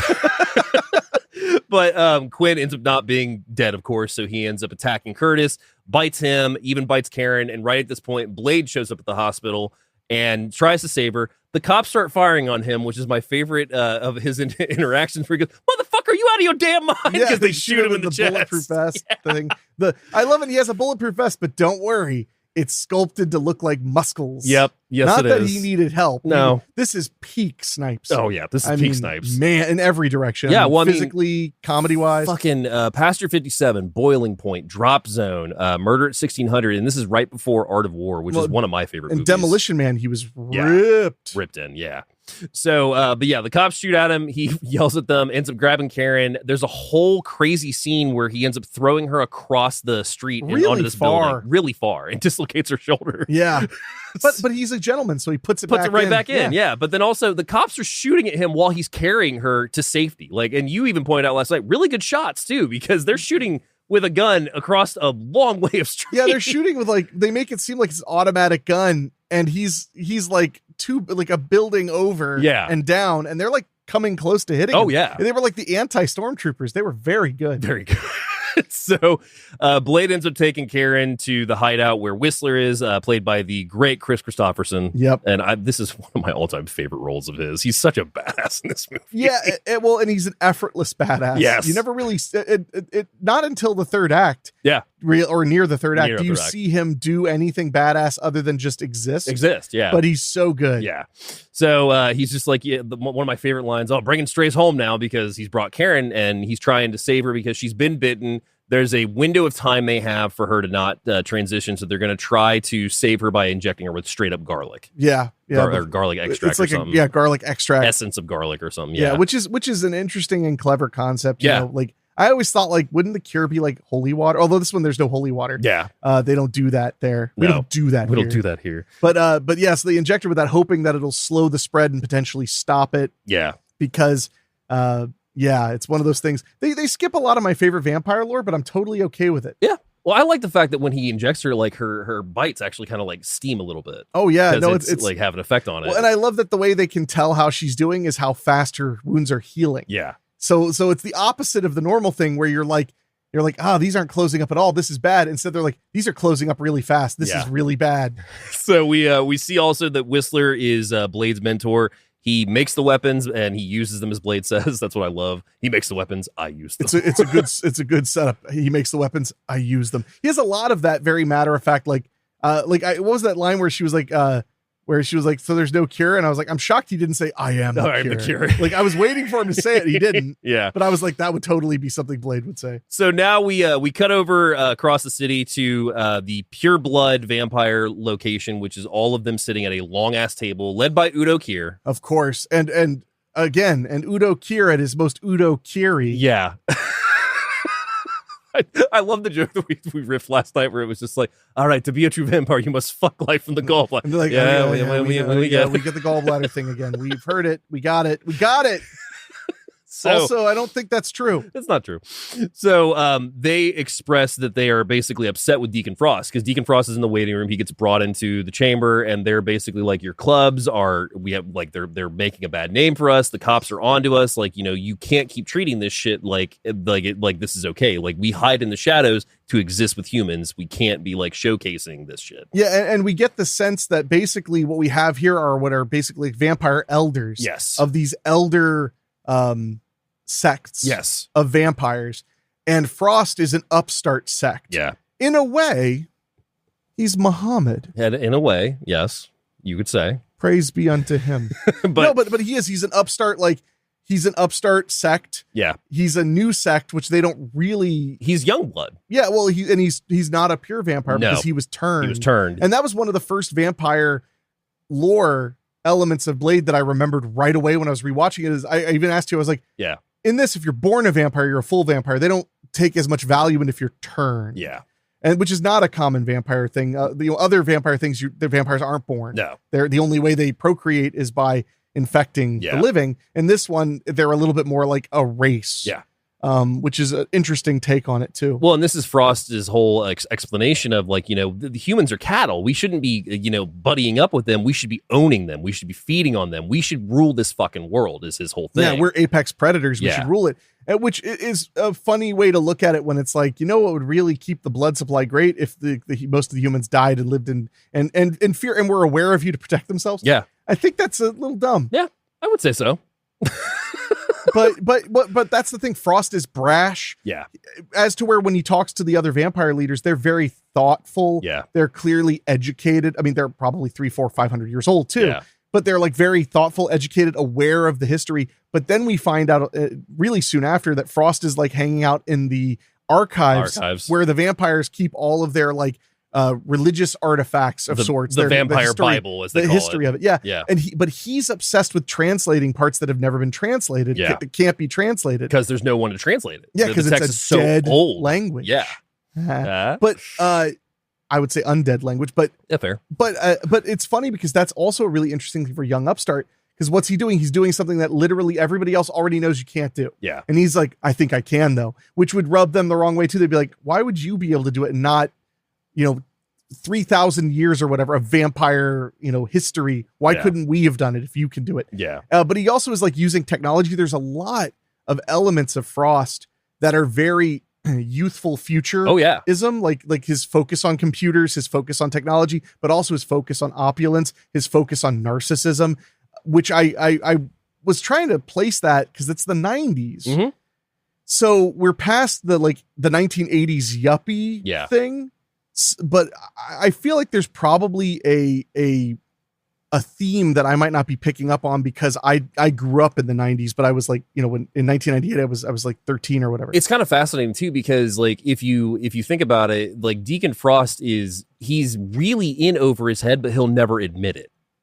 Well, no, he's literally pure avarice. Yeah. I mean, that's all he is. Yeah. That's why they look down on him. They're like, of course you're this way because you're young. Mm-hmm. Of course you are. Of course, my first thought when it was like, we were born vampires, like, oh yeah, why are you old? That's fair. That's fair. I mean, why are you old? Like, why aren't you all just babies? Yeah, no, that's like fair. Creepy babies. God, vampire babies. That's the movie. So, so he ends up kind of getting scolded by Udo Kier's character, and that leads us into going back to Karen, which we find out that Karen wakes up the next day and seems to be okay. She doesn't know where she is, obviously, so she ends up like sneaking out. She hears Blade and Whistler talking, tries to escape. They hear her, and that's they basically explain to her, like, you were bitten by a vampire. We think we've got it, but there's no guarantee. Yeah, and while Blade seems very hopeful, Whistler is very detached. Yes, and I think it's because he's like, I don't want to talk to you and realize you're a nice lady. Yeah, and then have to kill you because his entire backstory is people he loves were killed or became vampires and had to be killed. Yeah. So I like that element too, because as she is around more and more, he starts to be, because he mentions like she's a hematologist. Yeah. And as soon as they start to have a little bit of rapport, he's like, I'd really love you to look at what I've been doing with these blood serums and stuff because she's an expert. So he's like really like wants to befriend her. Yeah. But he's so afraid. He's like, great new friend to kill. Well, because they basically, she's like, well, am I prisoner here? It's like, no, you're free to go. And Blade's like, but just so you know, like, since the vampires know that now, they're coming after you. Oh, God, yeah. So, like, get a gun. And also, like, if you start turning, like, if sunlight starts affecting you, like, use it on yourself. Because you're not going to want to be a vampire.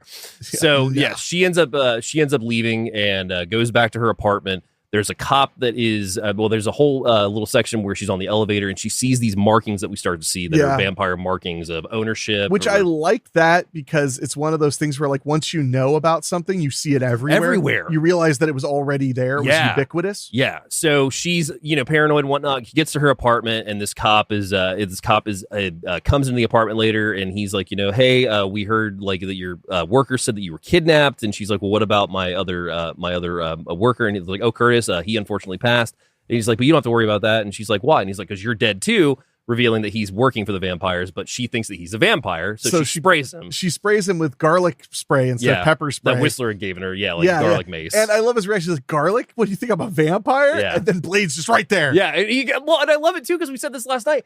He's just fucking up her apartment with hating this guy, like throwing him all over the place. By the third piece of furniture he breaks, she even goes, is this necessary? She even says it. Is this necessary? Yeah, because my first thought was like, can't you just punch him really hard like 3 times? Yeah, because we find out that he's basically an errand boy for the vampires. He's not turned. He's a familiar. He's a cop. He's a cop that's working for them. He deals blood and takes it to the locations it needs to. So Blade ends up letting him go essentially because she's going, they have him at the car trunk because they find the blood that he's carrying. And Blade's about to shoot him. In front of everybody. In front of Broad everybody. daylight. Yeah, in the city. So she ends up intervening. He ends up getting away. And Blade's like, you got to wake up. Like this whole world that you see, like this is just a sugar-coated fantasy. Like this is actually the real dark, deep shit that's going on between here. And if you don't wise up, you're going to be one of the next And ones. then it just pans over to Tommy Lee Jones and what's his name? Will Smith. Will Smith and Tommy Lee Jones is like, He has no idea, sport.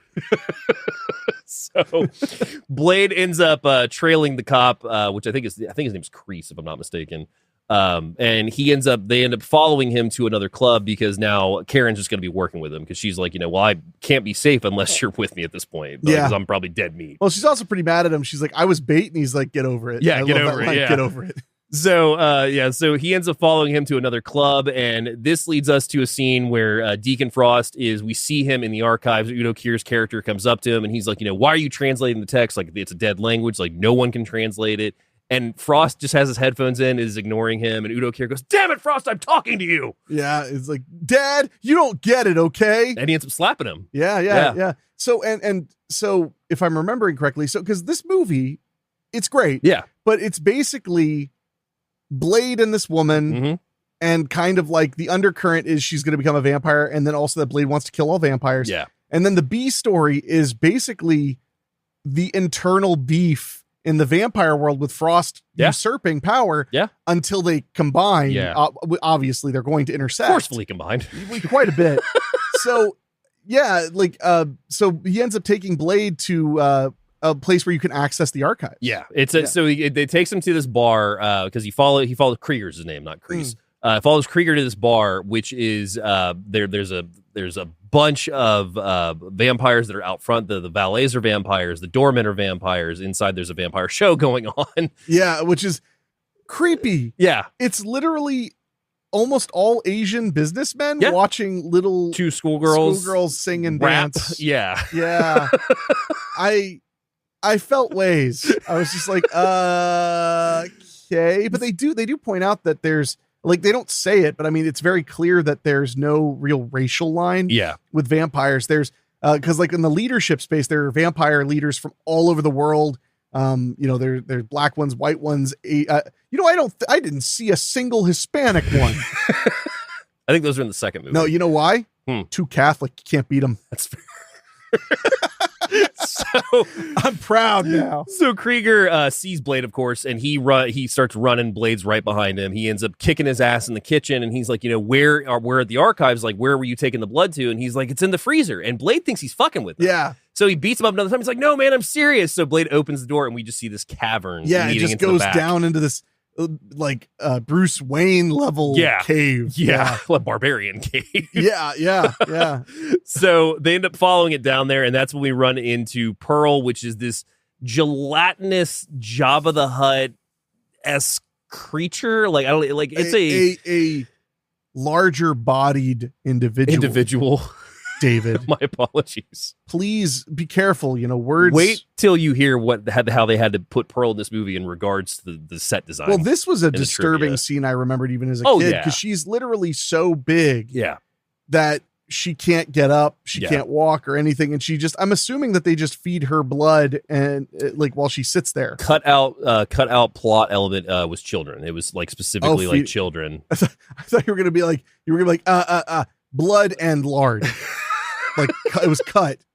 But yeah, specifically like Baba Yaga, the children. I think there's a whole element of like the Hellboy lore that Baba Yaga strictly ate children. That's kind of the same thing with Pearl. Baba Yaga was like the boogie, the woman boogeyman in some cultures and stuff like that. The brujas of Portugal and Spain, which my grandpa used to tell me all the scary stories he heard about witches supposedly living in the village he grew up in. Yeah, his grandma used to tell him these stories about that, and the I don't know the Portuguese. I don't speak Portuguese. But it's the hombre del saco is what they call him in Spanish cultures. That's how I learned about him later. But my grandpa would tell me these stories like there was no flavor either. I mean, he just told them to me as a little kid, so he didn't use any Portuguese words. He was just like, this guy with a sack's full of kids' body parts. And I remember because my grandpa would tell me, I'm like, whoa. And then when I got older, I'd be like, remember that story about the guy with the sack? He was like, yeah. And I was like, you didn't wander away from grandma much, did you? And he was like, hell no. He was like 5. Yeah, I bet. Yeah. She's just like, yeah. See that guy? They just picked some guy. Yeah. Walking down the street who had a sack. I'd be like, full of children's body parts. My bad God. Children's body parts. So Pearl has like monitors in front of her, is also translating the vampire text as well, and also has Deacon Frost like basically on video chat. and starts freaking out because Blade's here. So I guess they have reflections. Yeah, I guess so. So starts freaking out because like, oh my God, Blade's here. Frost, you said you protect me. And of course, Deacon's like, hey, Pearl, shit happens. Like, die with some fucking dignity. Sorry. And they interact with Blade briefly. He's just like, hey, Blade, I've heard you've been looking for me. And Blade's like, yeah, I'm going to find you soon. He's like, yeah, okay. Closes the laptop, basically. I love, by the way, really quick side note, when he's talking to, what's her, the Karen. Yeah. When he's talking to her, he says at one point, like, forget all the bullshit you've heard in movies. These are real. And all I wanted her to respond with was like, what bullshit? I'm not a freaking nerd. I kind of wanted her to say that just because I'd be like, hey, I'm the one sitting here in my living room alone watching Blade. Well, and I also love, too, because we glossed over it. When they go back to see Whistler the initial time after the first run-in with Krieger, he gives him this UV flashlight thing that he's been working on. And there's my favorite exchange where he goes, it's still kind of heavy. Still heavy. Well, you're so big. He just looks at him like, well, you're so big. Yeah. Their back and forth is so good. It is. It's so solid. Yeah. And it's very mentor. Well, but it's more than that. Cause like I said, there's definitely Whistler has this degree of separation. Yeah. But it's clear that Blade has broken that. Yes. But it's almost like that's his personality now too, because it's been so long. Yeah. So he's just used to it. He knows that like Whistler's never going to like give me a hug or anything, but Whistler will like, I'll know by when I got into a really bad fight and I walk in there, I can see the concern on his face. He wants me to be okay. Yeah. So it's a really sweet element to the movie. Blade not only, says the comment about, he makes the weapons, I use them, but also like Blade's aware that like Whistler's kind of dying because Whistler has cancer. Not kind of dying. Well, he's dying. He's dying. Yeah, he's dying. Yeah. Yeah. Which I guess that's why he was, he wasn't holding back on those Marlboros. Yes, not. No, those light 100s, because that's or was it just the box? The box, but also the cigarettes look like light 100s. I will say that. Because usually they hide they don't show the actual logos. Yeah, at one point in the movie, you briefly see like the outline of Whistler's cigarettes he's smoking, and then you also see the cigarette at one point, and they look like light 100s. And I was telling the guys last night, for Whistler to smoke those, it just doesn't seem like his character. They're like Marlboro Reds all the way. I just imagine he was like, my little Asian lady doctor told me I can't smoke the strong ones no more. At least it wasn't a pipe. Whistler totally could have smoked a pipe. Oh my God. That would have destroyed him. I mean, cigar would be more fitting, obviously. Oh. But I think the only person that smokes cigar in this is Donald Logue. Yeah. And I can imagine he has a beautiful humidor of Dutch Masters and White Owls to choose from. So back to Pearl. Pearl's freaking out, obviously, and Blade's like, what is in this vampire text? We see this diagram basically of this cube that closes, and they go down in this cavern, and like there's going to be like several people sitting around the circle with one person in the middle that's going to inherit this power. Like that's all really that we can tell. It's a prophecy, like a end of times prophecy thing. Yeah, and it's pretty obvious even before he fully says it that the reason Frost is who gives a shit about Blade is because he needs Blade. He wants Blade around. Yeah. Blade's part of his plan. It's very obvious because Frost while he is reckless, he's not crazy. No, he's not. That's very clear that he's calculated. Yeah. So Pearl ends up getting killed because the UV light ends up getting used and ends up frying because Karen is the one handling it and tortures Pearl. So she dies because someone kills her. Yeah, dies because someone kills her. Dies because the UV light fucking melts her. Yes. Boy, does it. Probably smells wonderful, too. Oh, well, I mean, there are so many smells in Blade I can only imagine and prefer to only imagine. So, but before the death happens, like, Blade's asking questions, and it's just like, okay, well, you don't mind then if I go in this room right here where this door is, blows this door open to the archives after Pearl is dead, revealing all the vampire texts of the Bible in glass cases. Yeah.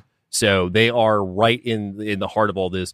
While they're looking around and like he's explaining it to Karen, we see this little girl literally running around the archives, and Blade catches onto it and he starts following her and goes to help her, only revealing that it's a trap because now Donald Logue and his goons have showed up and they are ambushing them and actually start beating Blade and even taking the sword. Yeah, which reveals that his sword has a trap mechanism, which we saw foreshadowed earlier. Yeah. Which blows a guy's hand hand off. And I love Donald Logue just becoming a malted milk dud throughout this movie. And like the moment he heals a little bit, he just gets even worse. more fucked up. Yeah, because not only does the guy's hand gets completely blown off and Donald Logue just laughing about it, but then we also see that Blade obviously never leaves without backup, so Whistler is close by, blows a hole in the side of this building with one of my favorite lines, which is "Catch you fuckers at a bad time."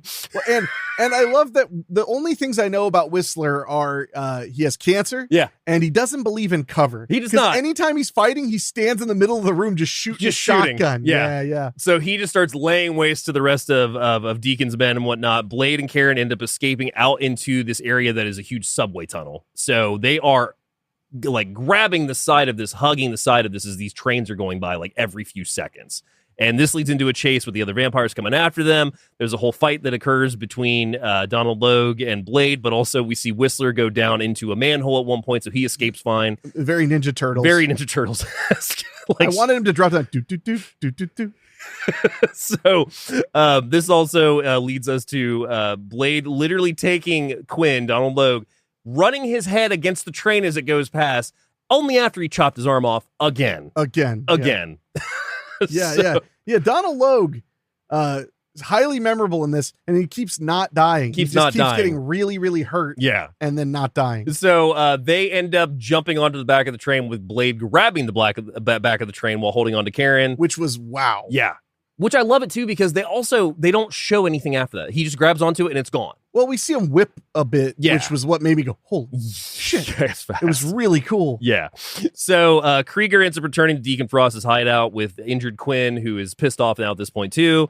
And Krieger ends up getting killed because he's pissed Deacon off at this point, and that's when the whole interaction. Oh, Deacon would just kill a guy? Throws him in his little, what is it, infinity pool he's got out front of his house, the apartment. Yeah, with the ducky floating in it. Did you see, by the way, what they're watching on TV, like what the party's there? No. It's Mortal Kombat. It's the first Mortal Kombat movie. Dun, dun, dun, dun, dun, dun, dun, dun, dun. So Deacon's hosting a Mortal Kombat party. Wouldn't you? I mean, if you were a vampire. Oh, yeah. Yeah. So that is when we also get the reveal that basically Deacon Frost, with his little whole shindig thing, is trying to awaken the blood god, Lamagra. And Lamagra can only be awakened basically by using Blade's blood. Yeah. Because that is the chosen one's blood, which we find out. I like that the name is Lamagra after it's like it came from a dead language and then you guys translated it and then it became Spanish sounding. Yeah, fair. But I like the reaction though when they're like when the lead vampires hear that, they're just kind of like, you're trying to summon Lamagra, a fairy tale. Yeah.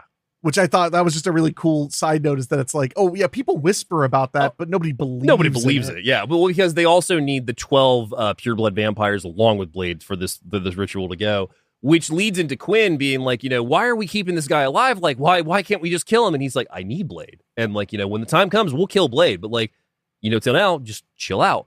Which then was the great cut, because you have Deacon and Donald Logue like face to face, and then we cut over to the scene where there's two faces in a car like kissing, but it turns out it's Mercury, Deacon Frost's woman. Yeah. So we reveal that they've kidnapped Udo Kier's character, the like head chancellor vampire guy, and they're going to cook his ass in the sunlight. Yeah. Well, they're not just making out. They're putting on the super thick sunscreen, not suntan lotion. Yeah. That would be, I just want to get a bronzer on. No, but it's Sunscreen, great. They're wearing, and it's so thick. Yeah.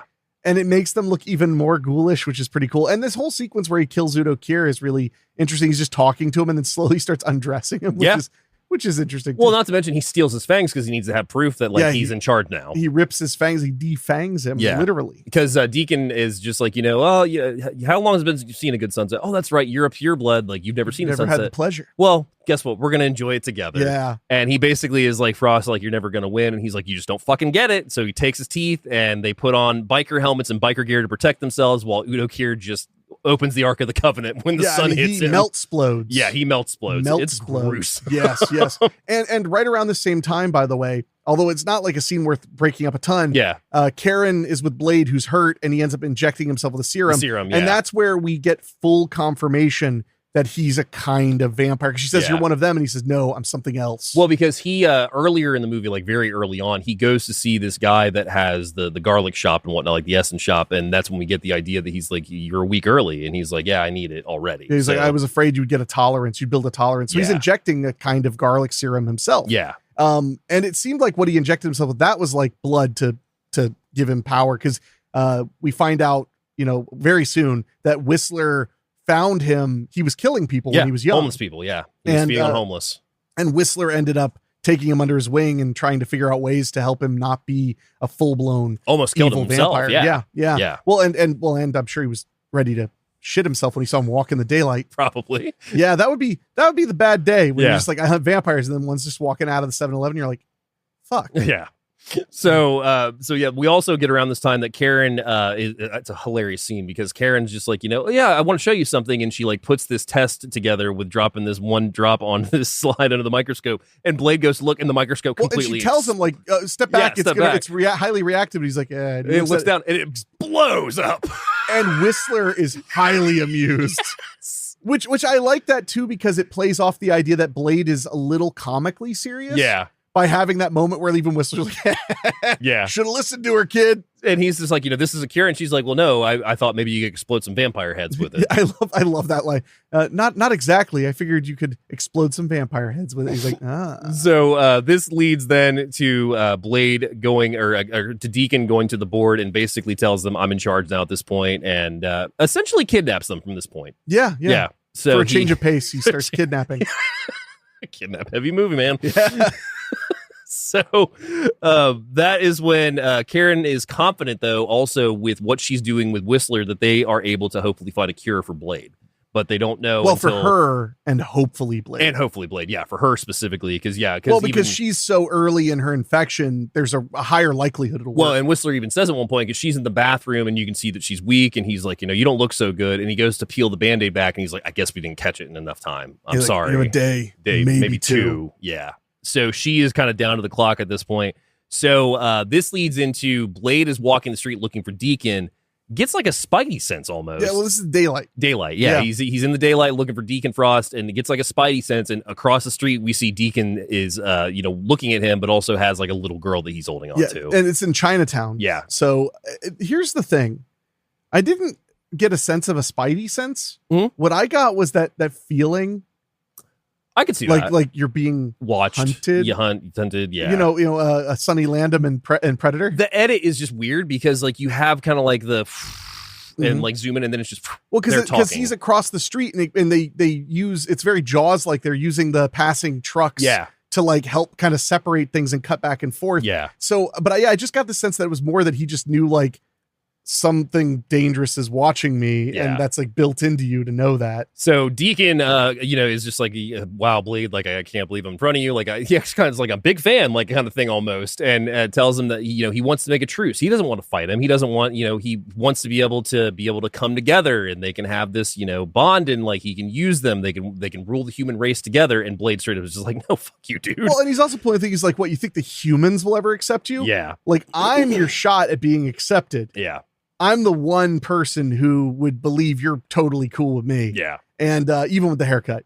And and Blade rejects him, and Deacon gets pissed. He ends up throwing the little girl across the street into a hot dog cart that like just breaks apart when she hits it. No, she's like, it's a full blown like slam shatter. And so he shoots at Deacon. Yeah. And that's when we see bullet time. Bullet time, pre-Matrix. But also we have never seen a vampire do that before. No. So it suggests that Deacon's into something. He's got something going on. Something's going on where he's becoming really powerful. Yeah. So he goes to save the little girl. She almost gets hit by a bus. He saves her. He's like, get home. So by this point now, he knows that him and Deacon are going to have a showdown. So this all leads to back to the hideout, where we see that Karen and Whistler are still there.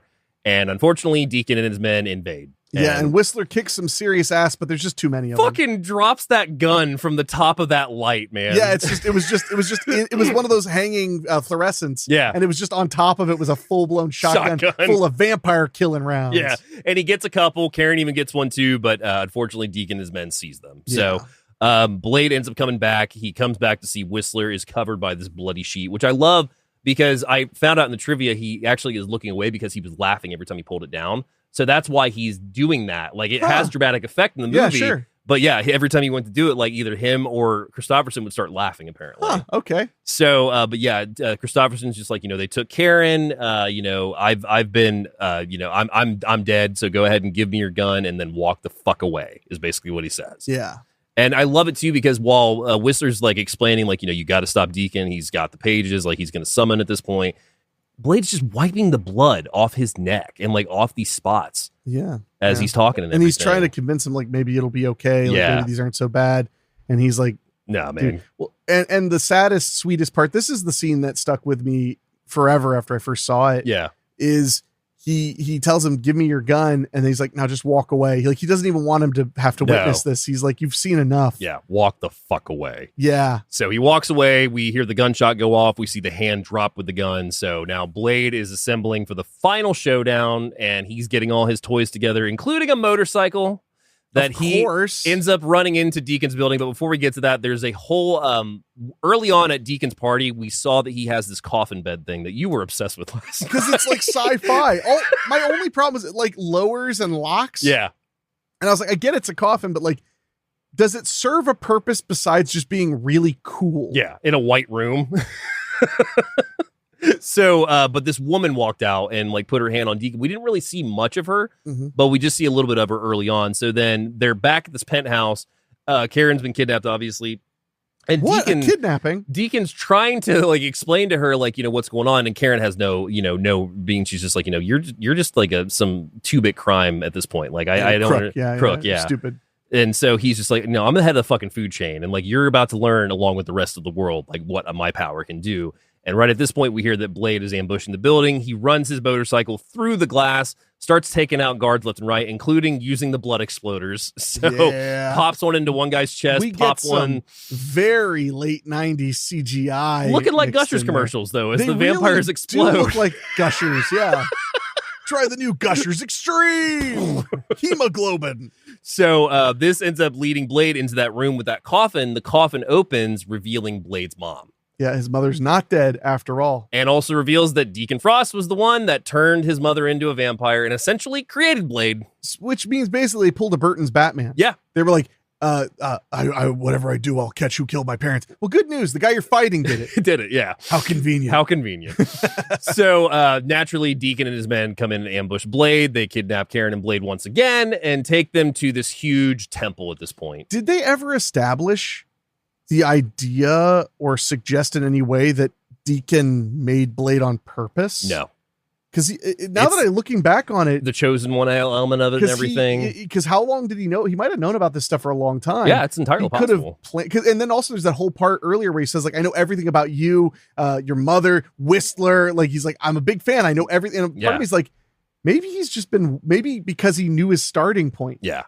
He could follow him. It very well could be. Yeah. So they take them to the Temple of Eternal Night at this point, and we see Blade is taken up to the top of the temple and put into this chamber that basically cuts him open, drains all the blood into this really articulate, like, little cylinder that drains down onto the 12 vampire. And his mother is used to basically push him into that, and she's trying to, in a very incestuous way, trying to convince him like it's time to just be a vampire. It's time to like lean into this stuff. It's a really great scene. Not much to talk about because it's just intense. Yeah, and it's visually is where it's at, because basically the chamber closes, the blood starts going. We see so many different ways that this blood is coagulating and dripping down onto them. But also Karen is thrown into a pit inside this temple where Curtis from the movie.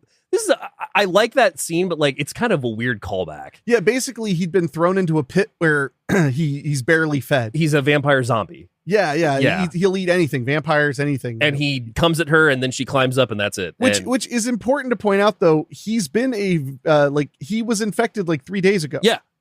And he's been in this pit for 3 days and hasn't figured out that he can climb out just like Karen.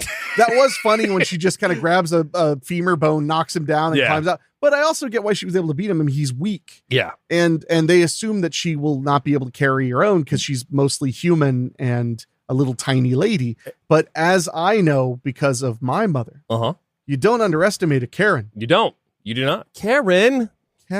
So also we missed too that Blade has the exploding blood injections with him, and Deacon mistakes it for a serum. So he throws it up into the cavern being like, oh, you're not going to need this anymore. So the explosive serums are resting inside the cavern, not too far of his reach. So keep that in mind. Oh, yes. So, but yeah, they end up going through the ritual. We see the blood drip down onto the 12 disciples. One gripe. Yeah. That Deacon's girlfriend kills one of the disciples out of anger earlier, and then nothing seems to come of it. Yeah. Like everything still works. And I was like, I thought they had to have each one, but she like kills him with Blade's sword. Yeah. And he like, turns into ashes. Turns into ashes. Yeah. So that part confused the shit out of me. I was like, wait, but how does it still work when like one of the main guys is gone? Yeah. I mean, Deacon Frost, he has a lot, like you've already said, he has a lot in common with Joker's henchman kind of thing. Like there's a lot of that similarity there. Yeah, he is a lot kind of Joker coded in some ways, but he's not crazy. Not crazy, no. But in fact, one of the funny things, and since we're getting to the thrilling conclusion, I'll mention, I knew a lot of people when I was growing up who were obsessed with Deacon Frost. Oh, I could see that. I knew a very cringy dude who insisted his nickname be Frost. Okay. He grew up to be David Denoyer. No, I'll kill you. No, I know Draven. I know you weren't Deacon Frost, Draven.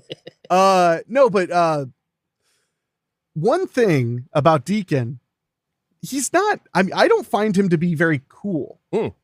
He's a petulant child. Yeah, that's probably the biggest, kind of character trait he has, other than being very smart. He literally gets outsmarted super simply, in my opinion. Like, that's avarice. I mean, that's he denies that he can, because he's fulfilling a prophecy and all this stuff. I mean, that's a fair point, but I mean, like, he's smart as in he was able to research all this stuff. He was able to get everybody together the way it was. He had like a plan for everything, but he's also just this petulant, me, narcissistic child. Yeah. And even some of the elder vampires say, like, you are all going to die when he does what he's going to do. Yeah. Like, you'll be no different. Well, and I love the fact that, like, so when the blood starts dripping on the elder vampires, they start having like the whole curse thing happen to them. But the fucking demons that literally like open their jaws. They're skeleton angels. Yeah, skeleton angels like open their mouths and fly out of them. Flying with no wing. I mean, their wings are bones. Yeah. But it's really awesome looking, even for, CGI of that era. It looks pretty awesome. Looks good, yeah. And they're spinning around and flying around. And they start flying through Deacon, giving him their power. Yeah, I guess. So by this point, Karen has gotten back to Blade. She's opened the chamber up and she's like, feed on me, like get your power back.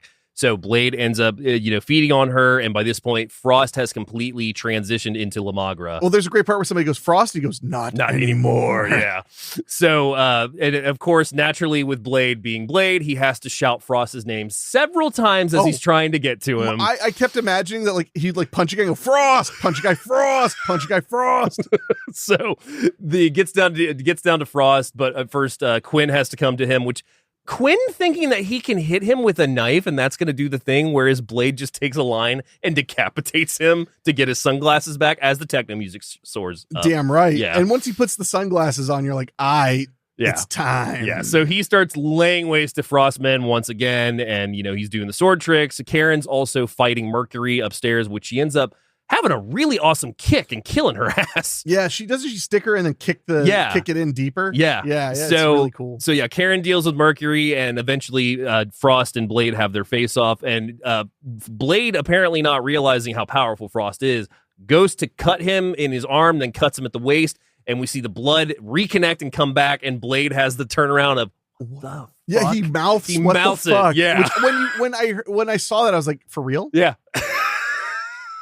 And I want to say, all I can think of from Deacon is when he like falls apart and it sucks back together. It reminded me of Virtuosity. Oh yeah, 100%. A lot of Virtuosity, which phenomenal movie I love. Yeah. So naturally, Blade is realizing what he has to do. So he sees that his injection, his blood syringes are up there. So he throws the sword up. The sword does the little thing that the trap and kicks the rocks down. He catches them and just starts throwing them into Deacon as Deacon leaps up in the air, comes down, and Deacon has his own Gushers moment as he just becomes a huge creature and then blows up. But right before he does that, my favorite line from Blade is, "Some motherfuckers always trying to ice skate uphill," which I've heard that repeated for a joke so many times. Yeah.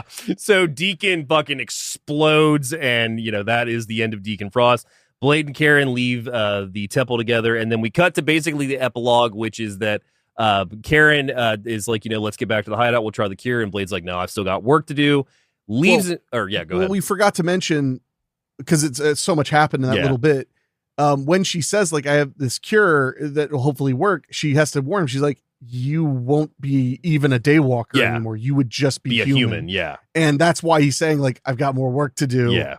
I can't stop being a Daywalker because I've got to kill all these vampires. So we cut over to Moscow. There's a man and a woman walking in a nice snowy night in Moscow, and we see a vampire. I didn't notice this. This is the first time I noticed this. The vampire symbol is on that building. Oh yeah. Yeah. So naturally, It's hard to see. Everything's blue, but it's red. Yeah. So it doesn't stick out at all. So the woman gets grabbed by the throat, and the dude's vamping out, and that's when we hear Blade go, "Did I catch you at a bad time, comrade?" And Blade starts charging to him. It in Russian. Yeah, says it in I Russian. love that. So they start charging each other, and that is 1998's Blade. Kicks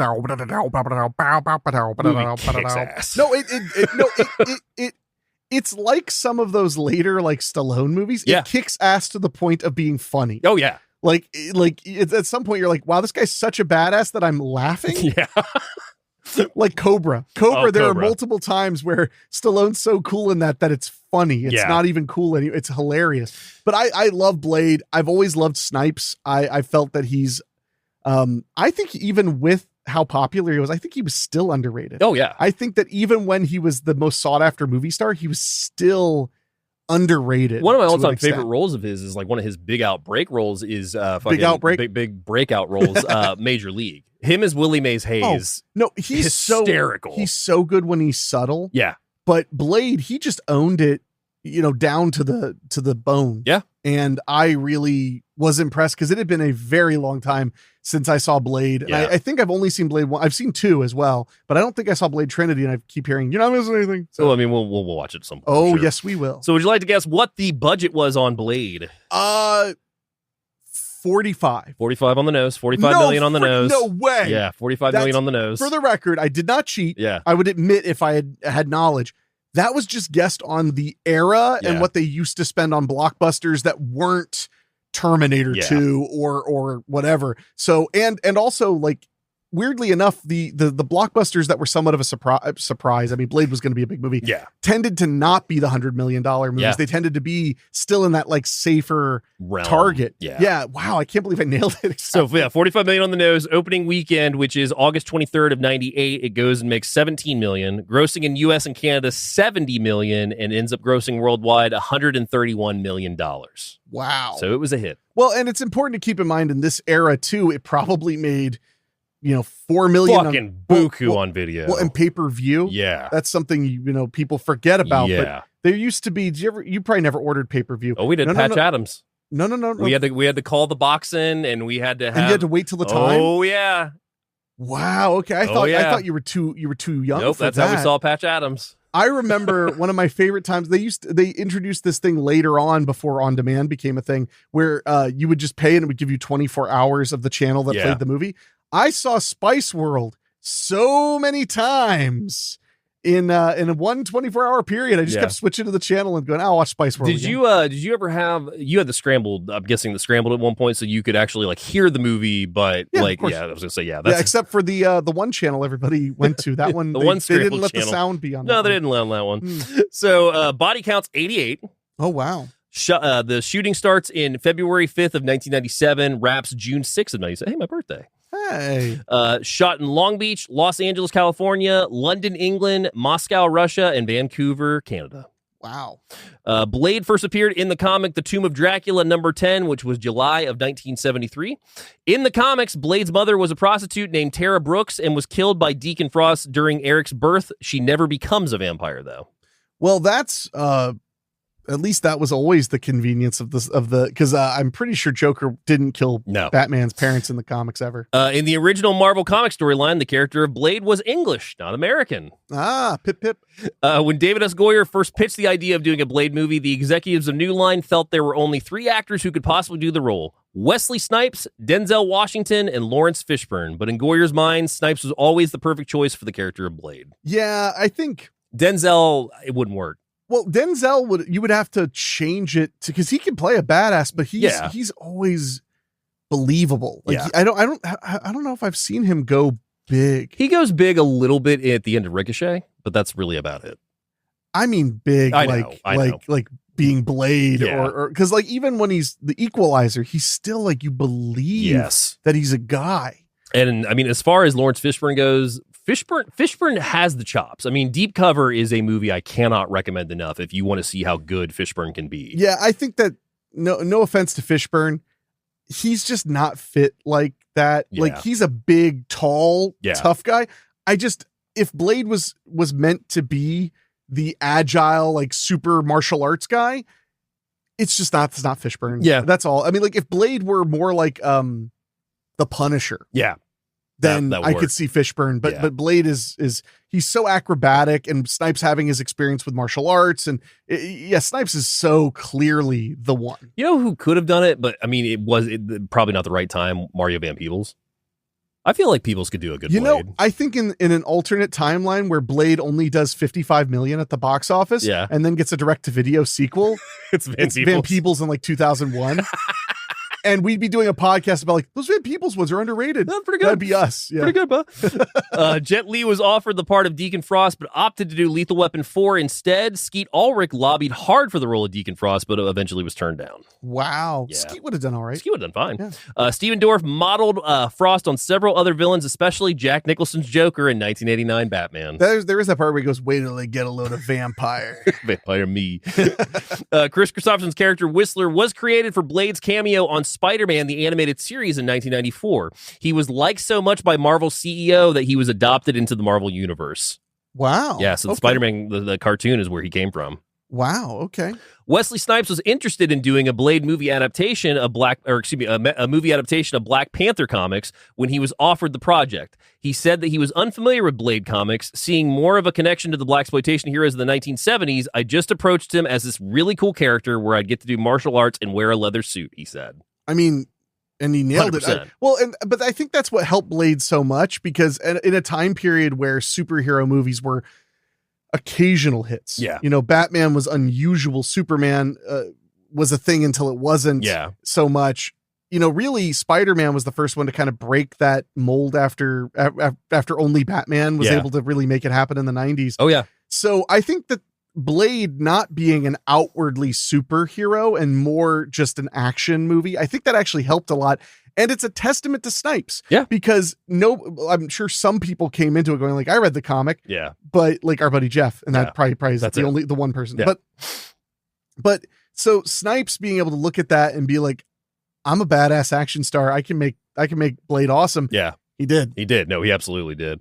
Wesley Snipes was a fan of Hong Kong martial arts films and wanted the film to have that kind of action, which I think they nailed pretty well. Yeah, I would say so. In updating the vampire lore, Stephen Norrington and David S. Goyer decided crosses wouldn't work against vampires, citing, what if a vampire was Jewish? Why would a cross work against him?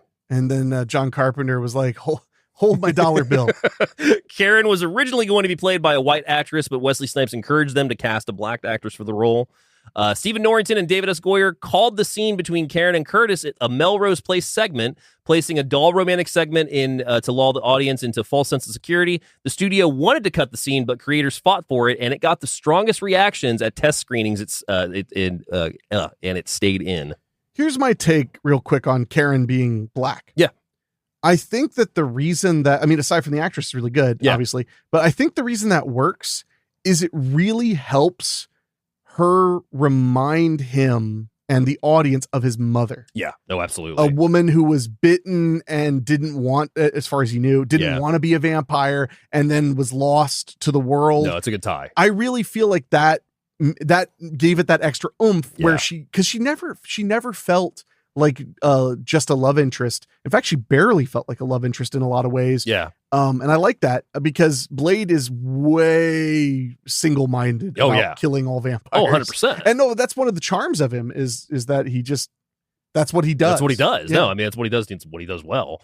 When Karen first meets Whistler, Blade can be seen holding a map of New Orleans. This is not only implies the city they are in, it is an homage to the comic books. Many stories in the Blade series occur in New Orleans. Well, New Orleans was a popular place to set vampires a lot because of like the combo of voodoo hoodoo culture and Anne Rice's books. Anne Rice's books, and the idea of like this, like, and the combination of like the plantations with the zombies, because zombies, the original voodoo zombies were slaves.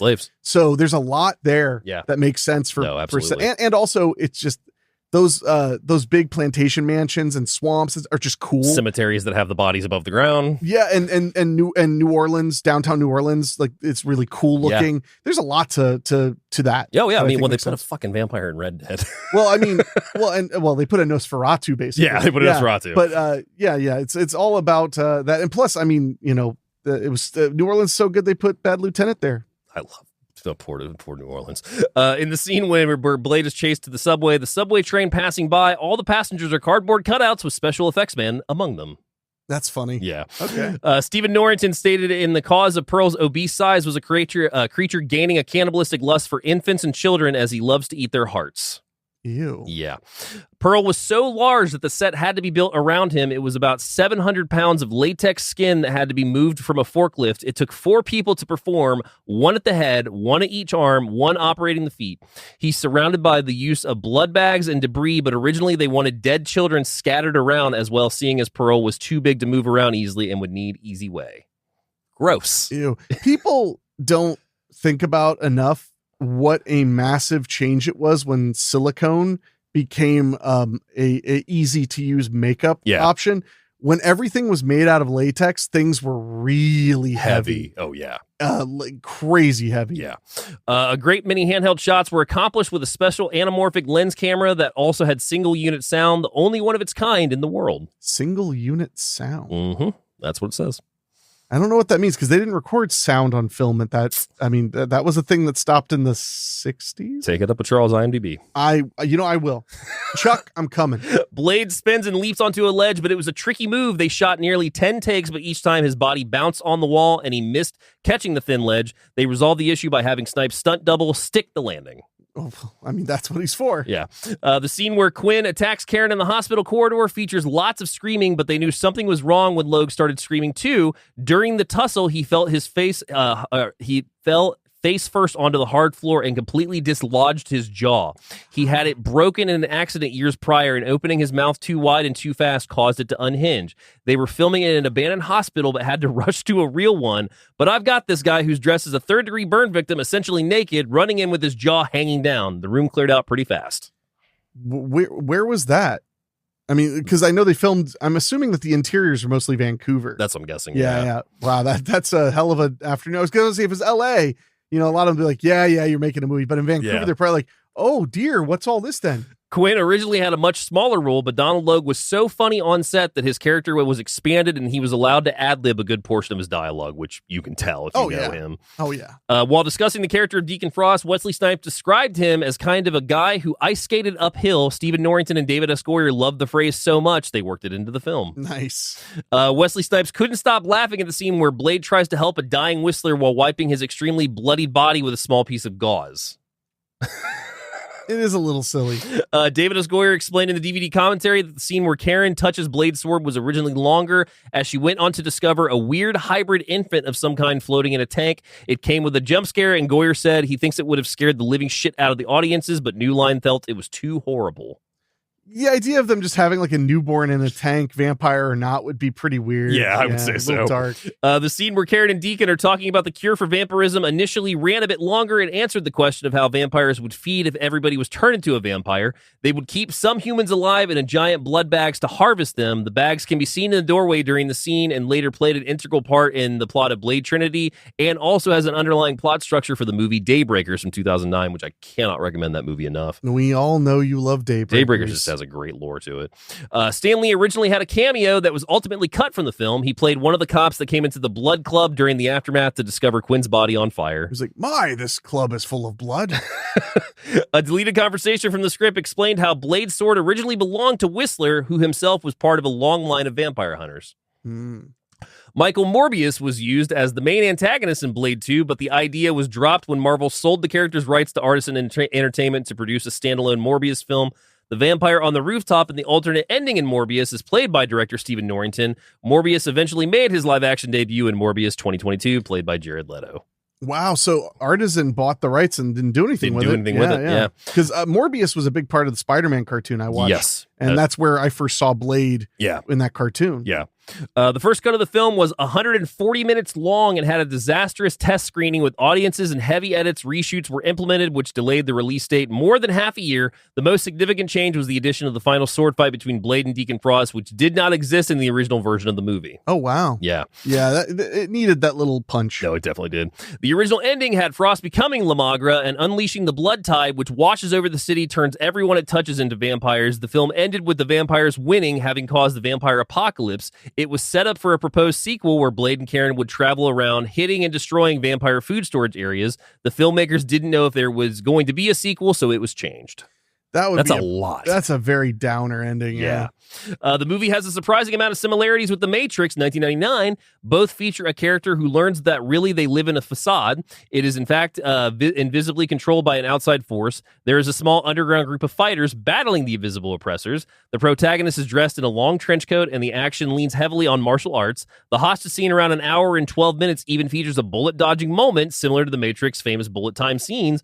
All these similarities are coincidental, though, since Blade was released a year before The Matrix, and The Matrix had been written, planned, and storyboarded long before Blade was released. John Carpenter's They Live enters the chat. Marvel only made $25,000 from this film. They were not in great shape in the 90s. No, I mean, you can see that in the movie The Ambulance with the Stan Lee cameo, where Eric Roberts is working for Marvel. Right. No, you're right. Yeah. Wesley Snipes reprising his role as Blade 26 years later in Deadpool and Wolverine would pass Hugh Jackman as Wolverine for the longest tenured Marvel character in live-action film series. Yeah, that makes that makes sense. The success of the film, especially since it followed the derided Batman and Robin 1997, is often considered the beginning of the rise of the superhero genre to become dominant in mainstream film. What are your final thoughts on Blade 1998? Man, this one's tough because I don't know if it's an own it. It is for me. That's fine. No, I just don't know if it's an own it. Because it's awesome and fun and it's memorable, but a lot of that's nostalgic. Yes, absolutely. For me personally. Yeah. So, I mean, if you're nostalgic for the 90s action era, if you're nostalgic for, really kind of prototypical modern superhero movies, then it's definitely an own it. But I think in general, it's just like, you should definitely see it once and it'd be worth paying to rent it for sure. Cause like, I don't know if I'm going to run out and get the 4K, but I thought the 4K was incredible looking. I think so. It's a buy it for me simply because it's a very trailblazing vampire film at the time for not even just superhero movies, but also just the vampire genre in general. I think it still holds up immensely. It's a lot of fun. Yes, it's got some dumb moments. I mean, a lot of dumb moments, but it's just dumb fun though. Dumb fun, exactly. And I think in all honesty too, it is the perfect time capsule for not just the horror genre at that point, but also like that tail end of the 90s into the 2000s. This is exactly what we were going into. I couldn't agree with that more. Yeah, so that is the final thoughts on Blade. We always like to end the show with a couple of recommendations. I have two this week, starting with 1998, the same year as Blade, John Carpenter's Vampires, currently on Netflix, rentable on Prime and Fandango. Recovering from an ambush that killed his entire team, a vengeful vampire slayer must retrieve an ancient Catholic relic that, should it be acquired by vampires, will allow them to walk in the sunlight. Yes. Friggin' fun movie. I love that movie. The second recommendation I'm going to go with is a little more recent. Hansel and Gretel Witch Hunters from 2013, currently on Pluto TV, rentable on Prime and Fandango. Brother and sister duo Hansel and Gretel are professional witch hunters who help innocent villagers. One day they stumble upon a case that could hold the key to their past. This is as gory and violent as you can get for a more recent, but it is almost 10 years old now at this point. But I mean, this is another hard R horror superhero and horror film. Keep saying that term. What's your recommendation? Oh, well, I had to think about this pretty hard because Dave always steals the better and more obvious recommendations. Sorry. Not always, but often. So I often have to kind of go off the beaten path and think about vibes, basically. Oh, so vibes is Jeff Goldblum, Cyndi Lauper. Yeah, that's my go-to always. That's going to be my joke always when you say vibes. Good. It'll encourage me not to use Zoomer slang. But I'm going to go with a movie that attitude-wise and energy-wise makes me think of the time of Blade. Okay. And that's 1995's Mortal Kombat. Fair enough. Which was why it was funny when you pointed out that it was playing in there. Yeah. Because Mortal Kombat, it's silly, it's dark, it's action-packed, It's very 90s. Oh yeah. It's a bit more antiquated than Blade in that way, but it also has trailblazing soundtrack. I mean, I know so many people that their first introduction to electronic music and industrial music, which a lot of people who are younger are gonna be like, what are those? Yeah. Because now you know them as something totally different. But back in the day, there was electronic and industrial music. Now you have EDM and stuff like that. But that was what we called it back then. Oh yeah. You know, with Typo Negative, with KMFDM and stuff like that. I learned about those bands first from that soundtrack. Yeah. And became like a massive KMFDM fan my Makes whole sense. childhood. Thanks, I guess. No.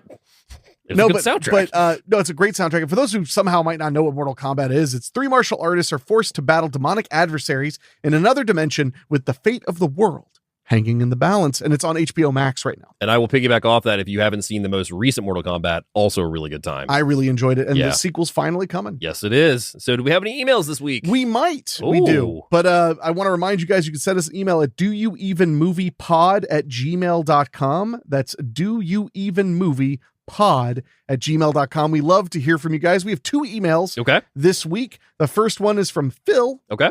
The subject line, gross. Oh man.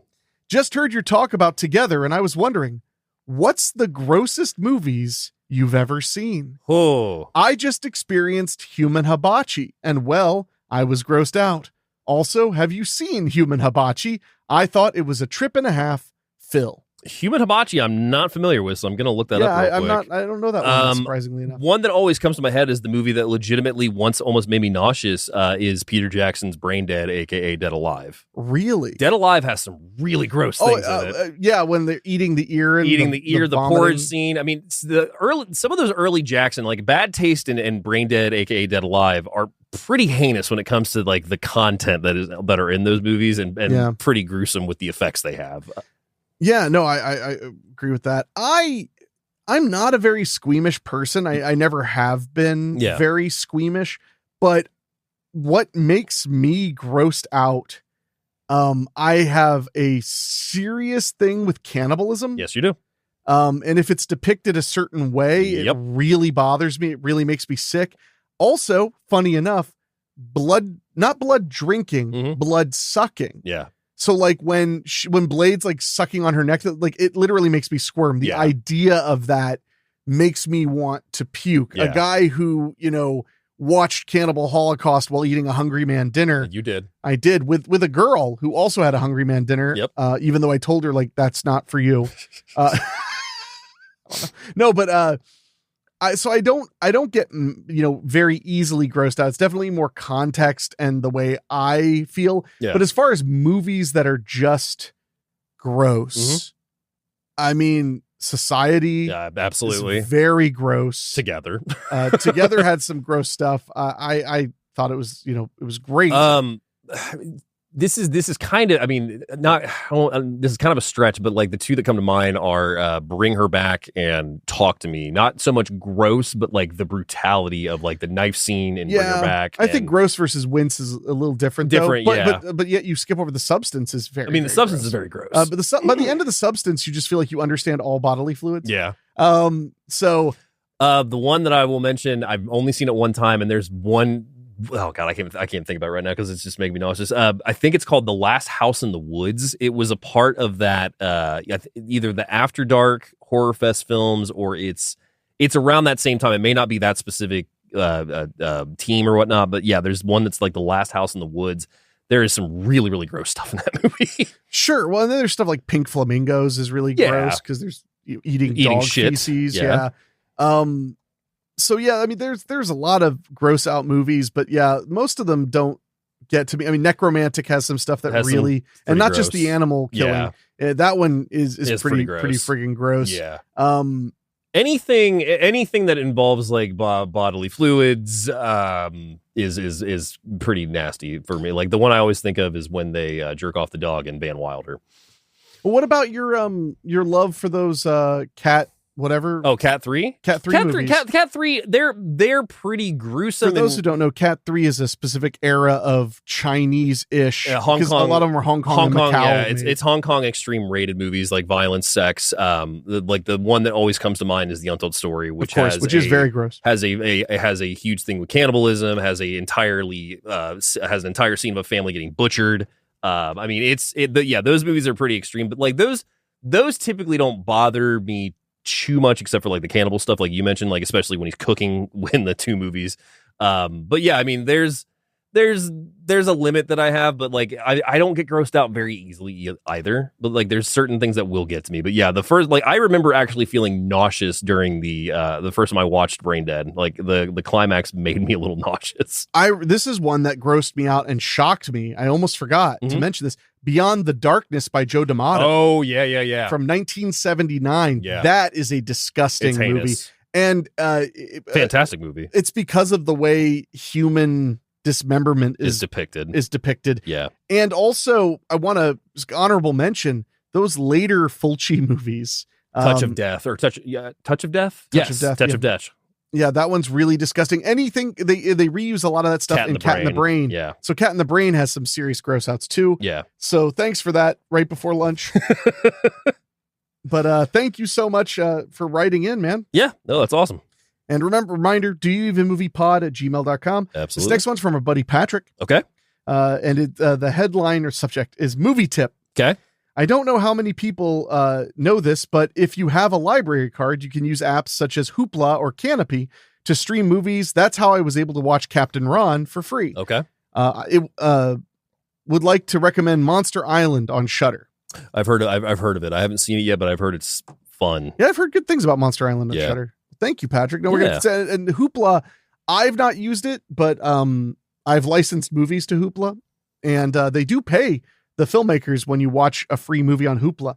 So hell yeah. So if you see one of my movies on there, it'll cost you nothing. You should just watch it. There we go. Just for the hell of it.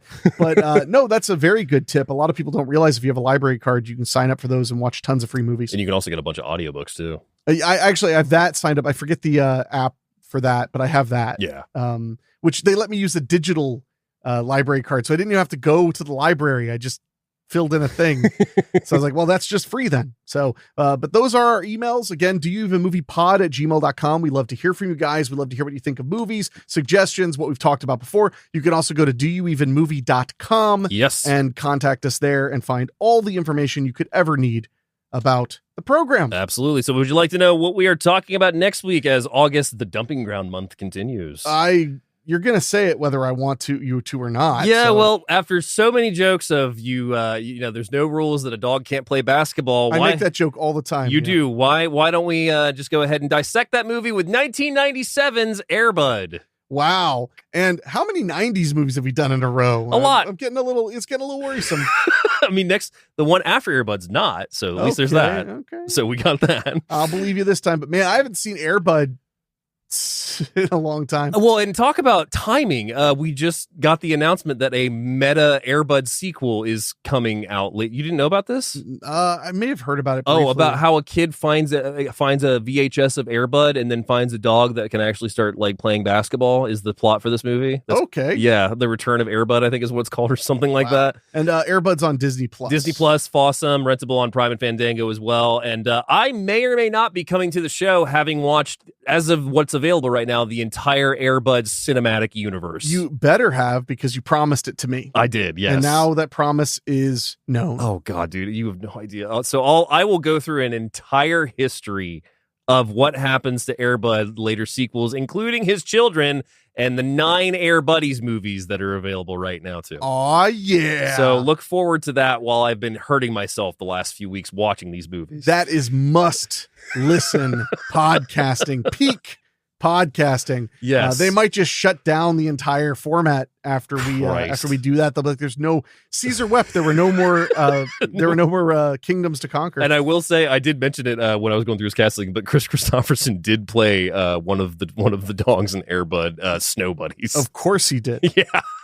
That's too good. Yeah. So, well, that's what you guys have to, air quotes, look forward to. Yeah. Next week, right here on Do You Even Movie. But now it's time for us to get out of here. I want to remind you again, doyouevenmovie.com for all the information. If you enjoyed the show and you haven't already, whether you're watching on YouTube, make sure you subscribe over there. If you're listening on your favorite podcasting app, why not also subscribe and leave a 5-star rating on Spotify or Apple Podcasts?